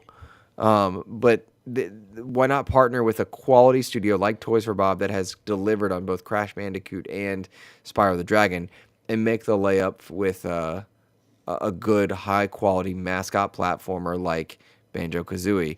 And for the record, I mean, give that a little bit more budget than, say, you did Battletoads, right? Like, because I think Battletoads was great for what it was, but and Delilah Studio deserves to be praised because they had an unfair task, but a higher budget than that, right? And then you wanted like a pie in the sky one? Yeah, like an unrealistic, something you hope that it would happen, but you don't think it will. If the deal falls through, I hope they get Diablo into Game Pass with exclusive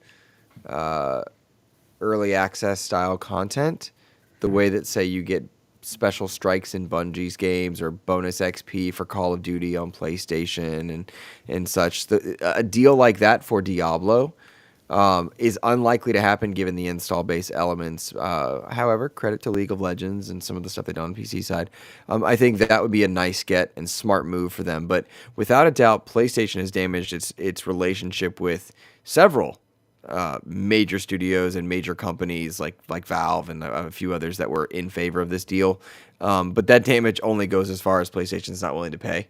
So hopefully Microsoft capitalizes on that relationship damage and says, okay, well, look, we don't get to play ball. Here's your $3 billion. Enjoy your $3 billion, but let's cut a deal for marketing and such. And the acquisitions were never done, by the way. There are other things being worked on by Microsoft for acquisitions. And that's not a rumor mill thing. That's not something I don't know anything major that anybody else doesn't. But it's their business, and they're seeking to strengthen a portfolio that is going to be built for an era where you don't need a system. So they need content. And I think what's going to happen is everyone's going to race for content. You're going to fall back down. Like right now, you see Paramount, you see Apple, you see Netflix, you see so many people racing to get content, and then they cancel the show after one season. So expect that to happen too. This is an ebb and flow type thing. But the world is not over. Xbox is not dead because Redfall is bad. They just made $1 billion. They just set records for users. Yeah. It's crazy that people are thinking Xbox is dead. Yes, people make very silly statements. And oftentimes some of those silly statements are to fuel the fact that they get income from inflammatory comments on YouTube or content creation and such. And so when you take a step back and you look at, okay, why are his thumbnails always the same? Phil Spencer and my brutally honest opinion. It's like, all right, you have a brutally honest opinion because you have subscribers, and we get that. Oh, man. I commented on some of those face thumbnails today on Twitter. Yeah, and I'm not hating the game. They're playing the game. They're playing the game. Yeah. But I will hate people with that. I don't hate people, but I will be upset when people pretend that those people are factually speaking from a position of knowledge. When it's like, no, they're you. They just got really good at selling their opinion, and don't hate them for it. You're buying it. It's very disingenuous. Yeah, definitely. But if it bleeds, it leads. Yeah, well, my safe bet would be that hopefully, they restructure the studios a little bit around. It's something that I have mentioned, and Luke was talking a little bit about how Matt Booty, he's having to be the overseer of these studios and kind of manage it. I feel he needs help. Something that I have said, and I keep saying it. Give Obsidian more studios. I feel like they could be like a Bethesda branch, even if it's a little bit smaller than Bethesda. But I feel like they have proven that they're a workhorse, even though their big games haven't come out yet. But I feel like they seem to be working pretty fast, and they seem to know what they're working on. But that's my safe bet. But I see Crazy Lou nodding his head. What are your 3 picks, Crazy? Let me tell you something, though. This is what I would do. And you guys have not mentioned this once. We got to work on that marketing, baby. we got to focus a lot of things on marketing. That's one thing. Quality control, which they were making fun of me. I'm gonna tell you something. Xbox has a thing where you can test games. I have tested games before, right? Also, That that's you why they got come out broken, because you're testing. no. No, because I'm just saying they have a program to test it. Or they have to go after me because I'm trying them. Hey, I tried some games, and if they ask me for reviews, I would literally say what I think about it. But they have a way, right, to test games for people to hop on there, test games. Hey, this is what's concurrently going on with the name, with the game. What do you guys think? And man, you got Twitter out there, you got social media out there. Hear what the people think about it, right? Like I was saying before, if they would have said it a couple months ago when they were giving out those beta testing with Redfall and said, "Hey, we're gonna throw it out in 30 FPS," and heard everybody come out, yell and scream. Right there, quality control should have said, "Hey guys, let's move this till October, or let's move this forward. Let's focus on restructuring this game. Let's get it better because hey, the people are talking, and we gotta deliver what they want. This is what they want. They want their game in 60. Let's give it to them and let's make it better." Because again, look at that IGN video. Everybody's like, "Oh, IGN," but you know what? That was actually the game. It had issues. Yeah. Yeah, it had issues, and that's true. So if you guys don't see what's going on, I mean, if you guys don't take the hints, right? Microsoft, take the hints, take the ideas, man, you out of luck. You got to take those ideas and what you're releasing right now, suck it in right now, restructure, reorganize. Let your studios do what they gotta do.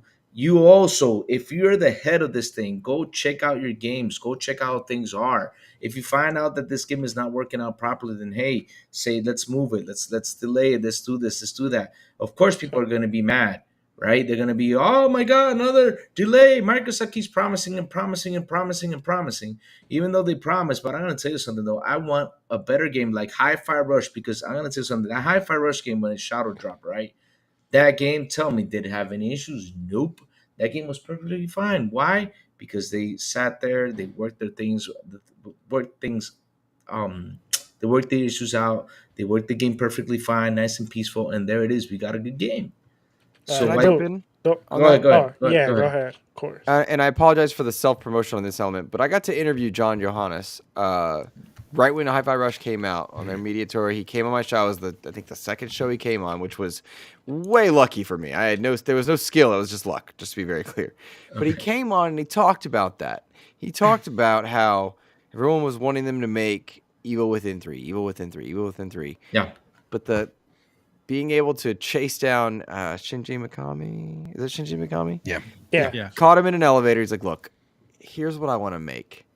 And Shinji was like, all right. And then they got to go make it without being bothered or pestered, without having to be on sizzle reels, without having to be. And they had scope control, they had game control, and they had creative control. And those things allowed them to make what they wanted to make. And so I didn't mean to cut you off, other than to agree Oh with no. you, but say that firsthand, John said those words. And it wasn't just me that he said it on that show, but like I got to hear him say that, and that makes a huge difference. And you Yeah. get to just go make it. Now, budget Absolutely. plays a big factor for that for a lot of studios. So Yeah, and we're talking about this is a $1 trillion company, so budget's not an issue, right? Should be. But budget Yeah. shouldn't be an issue right now. We're talking about $1 trillion company, so yeah. And like I said, marketing, get those studios, the way they need to be in shape. They need to have everything fine, and they need to have a guy right there, a supervisor, say, "Hey, man, So I don't crazy. know," or get the Sorry to people cut to you try. out. Go. I know you said marketing, quality control. What would Yeah. be your third option out of like something out of the realm? Something out of the realm that could actually be a I crazy. don't know why I'm asking you this, but could be dangerous question. I'll get back to you. I'll get back to you then. Yeah, Uh, keep going. Let me think. Let me think a little bit about it real quick because if Plume, something out of the world, yeah. I see you thinking for a while. Well, what would be your three picks? Yeah, I need the question again. So Oh, the sorry, what would sorry. they do if the deal falls through? Yeah, if they'll fall through, you have three choices that you would like them to do. One of them will be like a safe bet. The second one will be within the possibility realm, and then the third one will be unrealistic, but you still hope that it would happen. So safe bet would be I like think that they have 23 studios right now all working on tons of games. Like you think about Perfect Dark, Indiana Jones, Gears, Elder Scrolls, Starfield around the corner, Forza Motorsport, all these games, right? Are coming out. State of Decay 3. Like there's so many games in the works at Xbox. I would just the safe bet for me would be to like take that money, stop trying to go and buy stuff, stop trying to go and expand out because they think they need more content, all that type of stuff. And I would just invest it and make sure that going forward, all of the games coming out from Xbox are of the highest possible quality. There's so many games in the works here that like they can take their time on a lot of these games and make sure that they're amazing when they come out, and even have games just cooking in the background that are ready to go, and then just like slowly drip them out and release them and just bring back so much goodwill from the platform if they're not releasing in the state that Redfall's releasing. That would be my bet. I feel like that's that would increase Game Pass. It get people going out there and just jumping into the platform, which is obviously what they want. They want more users. They want more people playing everywhere, and doing that, I think, would really help push it forward. Second, what was the second thing? I already forgot. The second one is hold on, I even gotta go check again. It's possibility realm. Yeah, Possibility realm. kind of Although, like a yeah. yeah, although it goes against like how I feel how gaming should be. One reason I love Xbox is that they provide access to people and they don't have these stupid timed exclusivity deals where like people believe that like they're getting an advantage depending on the console on, or really as a gamer you're getting absolutely nothing from third party deals. You're getting absolutely nothing from timed exclusivity. I think at some point they're gonna have to just get dirty and just like do what PlayStation's doing, because clearly there's no other route for them at this point if the deal falls through, right? They got blocked on and trying to expand out through that. They obviously have to grow organically inside and make sure that everything coming out is amazing. The only other thing they have to start doing more is just going back to like the 360 days and doing those third party deals, doing that exclusivity stuff. Because there was a really good tweet that I think it was Ryan McCaffrey put out, and it's like there's a lot of people on Xbox that just weren't around during the 360 days. They don't remember the heyday of Xbox, right? They think that Xbox is Xbox One and now what's going on. So they have a bad taste in their mouth over a number of years of things that they screwed up on. Yep. But if you're around during the 360 days where they were taking part in a lot of the stuff that PlayStation takes part in, not that they didn't do it after that, but just like really heavily, it was the heyday. So I think they got to get back to that and just like, you know what, stop trying to go out and acquire all this stuff. Just make those third party deals and people will be happy about that. If you're an Xbox fan, where you're getting a bunch of awesome Game Pass exclusives from third parties, whether that's timed exclusive into Game Pass or that's full exclusive into Game Pass, whatever it is, just get people looking at Game Pass and Xbox as the platform, as that place to play when these third party games release. And Plume, you just took my unrealistic, but you still hope it could happen. That's what I wanted to happen. I want Xbox to be aggressive. That's what yeah. That's the term, and that's what we need. We need an aggressive Microsoft. You got trillions of dollars. Get aggressive, man. Get to it. Yeah. You guys gotta strap on, as we say in Spanish, those cojones, and man, go to that war, fight it.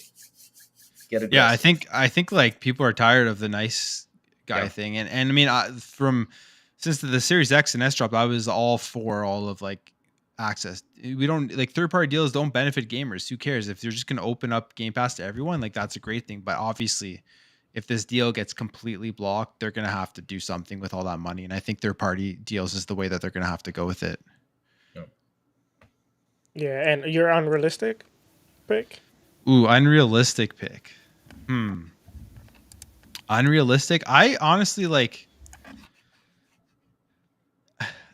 I don't know if they're going to go out and buy another huge third-party publisher if this deal doesn't go through, because if we believe what they're saying, they're buying it for mobile. So I feel like they're just going to be going out and spending more money on trying to grow their mobile side of gaming to compete with Apple and Google. So for me, it's like unrealistic pick would be to like go, I don't know, go get some more Japanese developers on board into Xbox Game Studios to kind of try to grow in Japan. I think that would be it. Okay. How about you, Silent? What are your three picks? All right. Well, I'm going to make this really quick because I want to make sure we get our guest out of here Yeah. since we're already going off on time. But I'm going to make this quick. So, a safe bet. I think in this situation, we run into the scorched earth scenario that we've talked about in the past, right? This is done with. Start making those timed and exclusive deals, money hatting, and doing what the competitor's doing, right? So Sony's been doing this all this time. Take one from their playbook. Like if they're not going to let you buy this, they're going to throw up opposition. Do the same thing they're doing, but do it better. You've got the money. You can do it. In regards to a possibility realm, maybe go for Sega or Capcom, but also still focusing on other agreements as well. I think those ones are small enough that maybe you could get those ones in without them throwing a fit about it, tilting the scales and tilting the competition in the way of Microsoft solely. I think that's the big thing, right? Is ABK is a big purchase. And so they've thrown that out there as, oh, this would just be too big. This would ruin us. Okay, buy one of these smaller groups.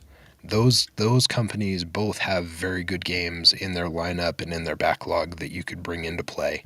And you could still focus on other agreements and probably not get blocked in the process. And an unrealistic, I'm going to be a little silly about this one, but bring Jim Ryan onto Microsoft because obviously he's really, really good at getting these things blocked or making these deals happen. So bring him on because obviously he can do it. Obviously he can provide that support or that opposition, right? So bring him on the team because he's doing something right. All right. Well, I'm just quickly gonna say I already said my safe bet. I was gonna say during the possibility, I would say they can go for smaller studios. They could target. They already are building relationship with many studios like Crystal Dynamic, Asobo, etc. So maybe settle for those kind of studios. And then unrealistically, honestly, I would love a handheld. So those are my picks.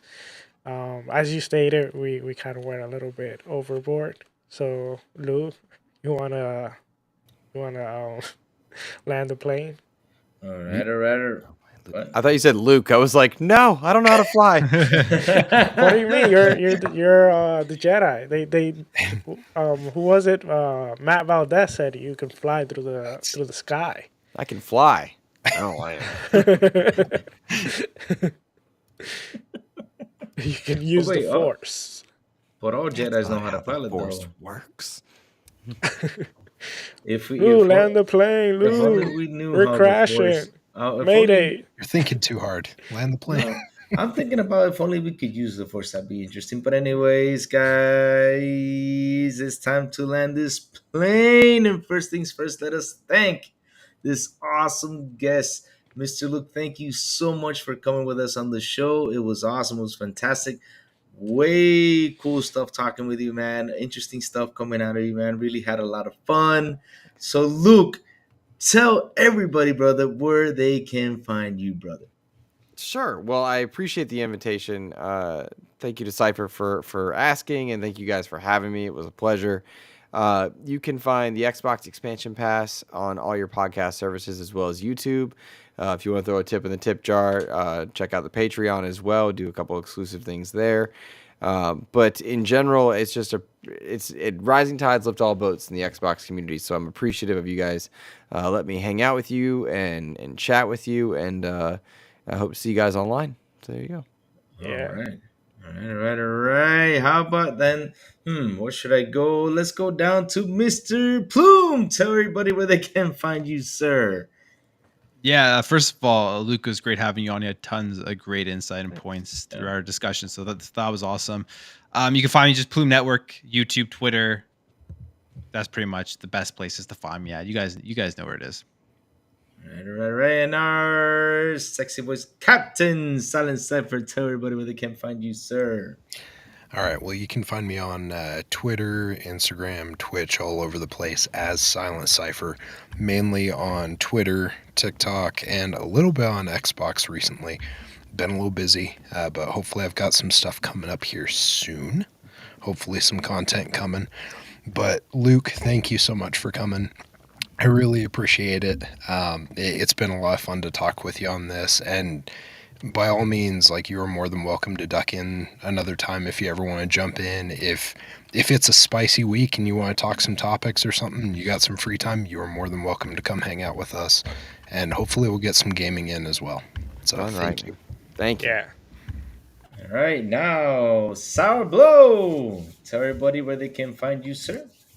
All right. Well, you can find me Twitter, Sourblow18.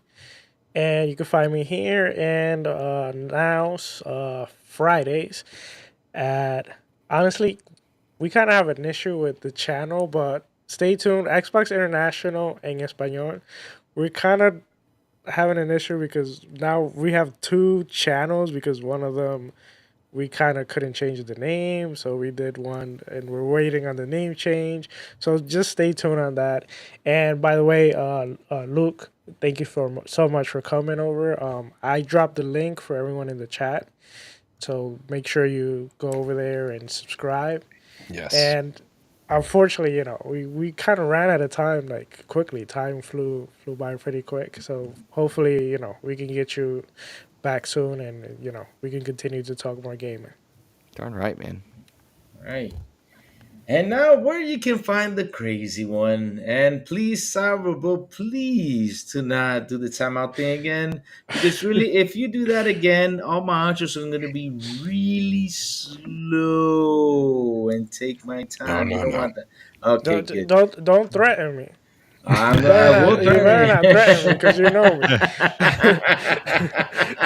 But first things first, let me thank the chat. You guys kept that chat rocking and rolling. Thank you all for coming in. Thank you all for hanging out. And like I say, hit that subscribe button, hit that like button, and also hit that bell so it can tell you when XBI content comes on. And where can you find the crazy one? You can find me at Twitter at Crazy Louis Gaming, where I say good morning, everybody, and do all sorts of crazy stuff. And you can find me on Mondays at the Xbox Lunch Break Special over there at the Double Barrel Gaming YouTube channel with Mr. Boomstick, Mr. Webdave, and Mr. Fuzzy Belvedere. Tuesdays, Playing with Crazy here on the Xbox International Podcast channel, where I sit down and play scary games for everybody to laugh and enjoy watching me scare, punch the screen, do all sorts of crazy stuff, because yes, I do this for you guys, even though I might die from a heart attack one day. We don't want that, but yes, I do it for y'all, for you to laugh. And last but not least, the Xbox International Podcast at 7 p.m. Wednesdays, here hanging out with Silent Cypher, the Big Plume, and Sourblow. And like I always say, remember, let's go, let's rock, and let's get crazy. Yes, see you all next week. Bye, guys. Yeah. Love y'all. Crazy. You've been muted all this time. No, I'm kidding. Goodbye, everyone. See you, everyone.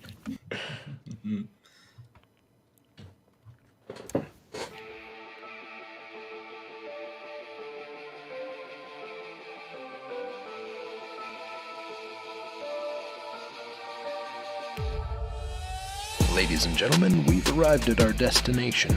For your safety and comfort, please remain seated with your seatbelt fastened until the captain turns off this live stream. On behalf of Xbox International, I'd like to thank you for joining us on this trip, and we're looking forward to seeing you aboard next Wednesday at 7 p.m. Eastern Standard Time.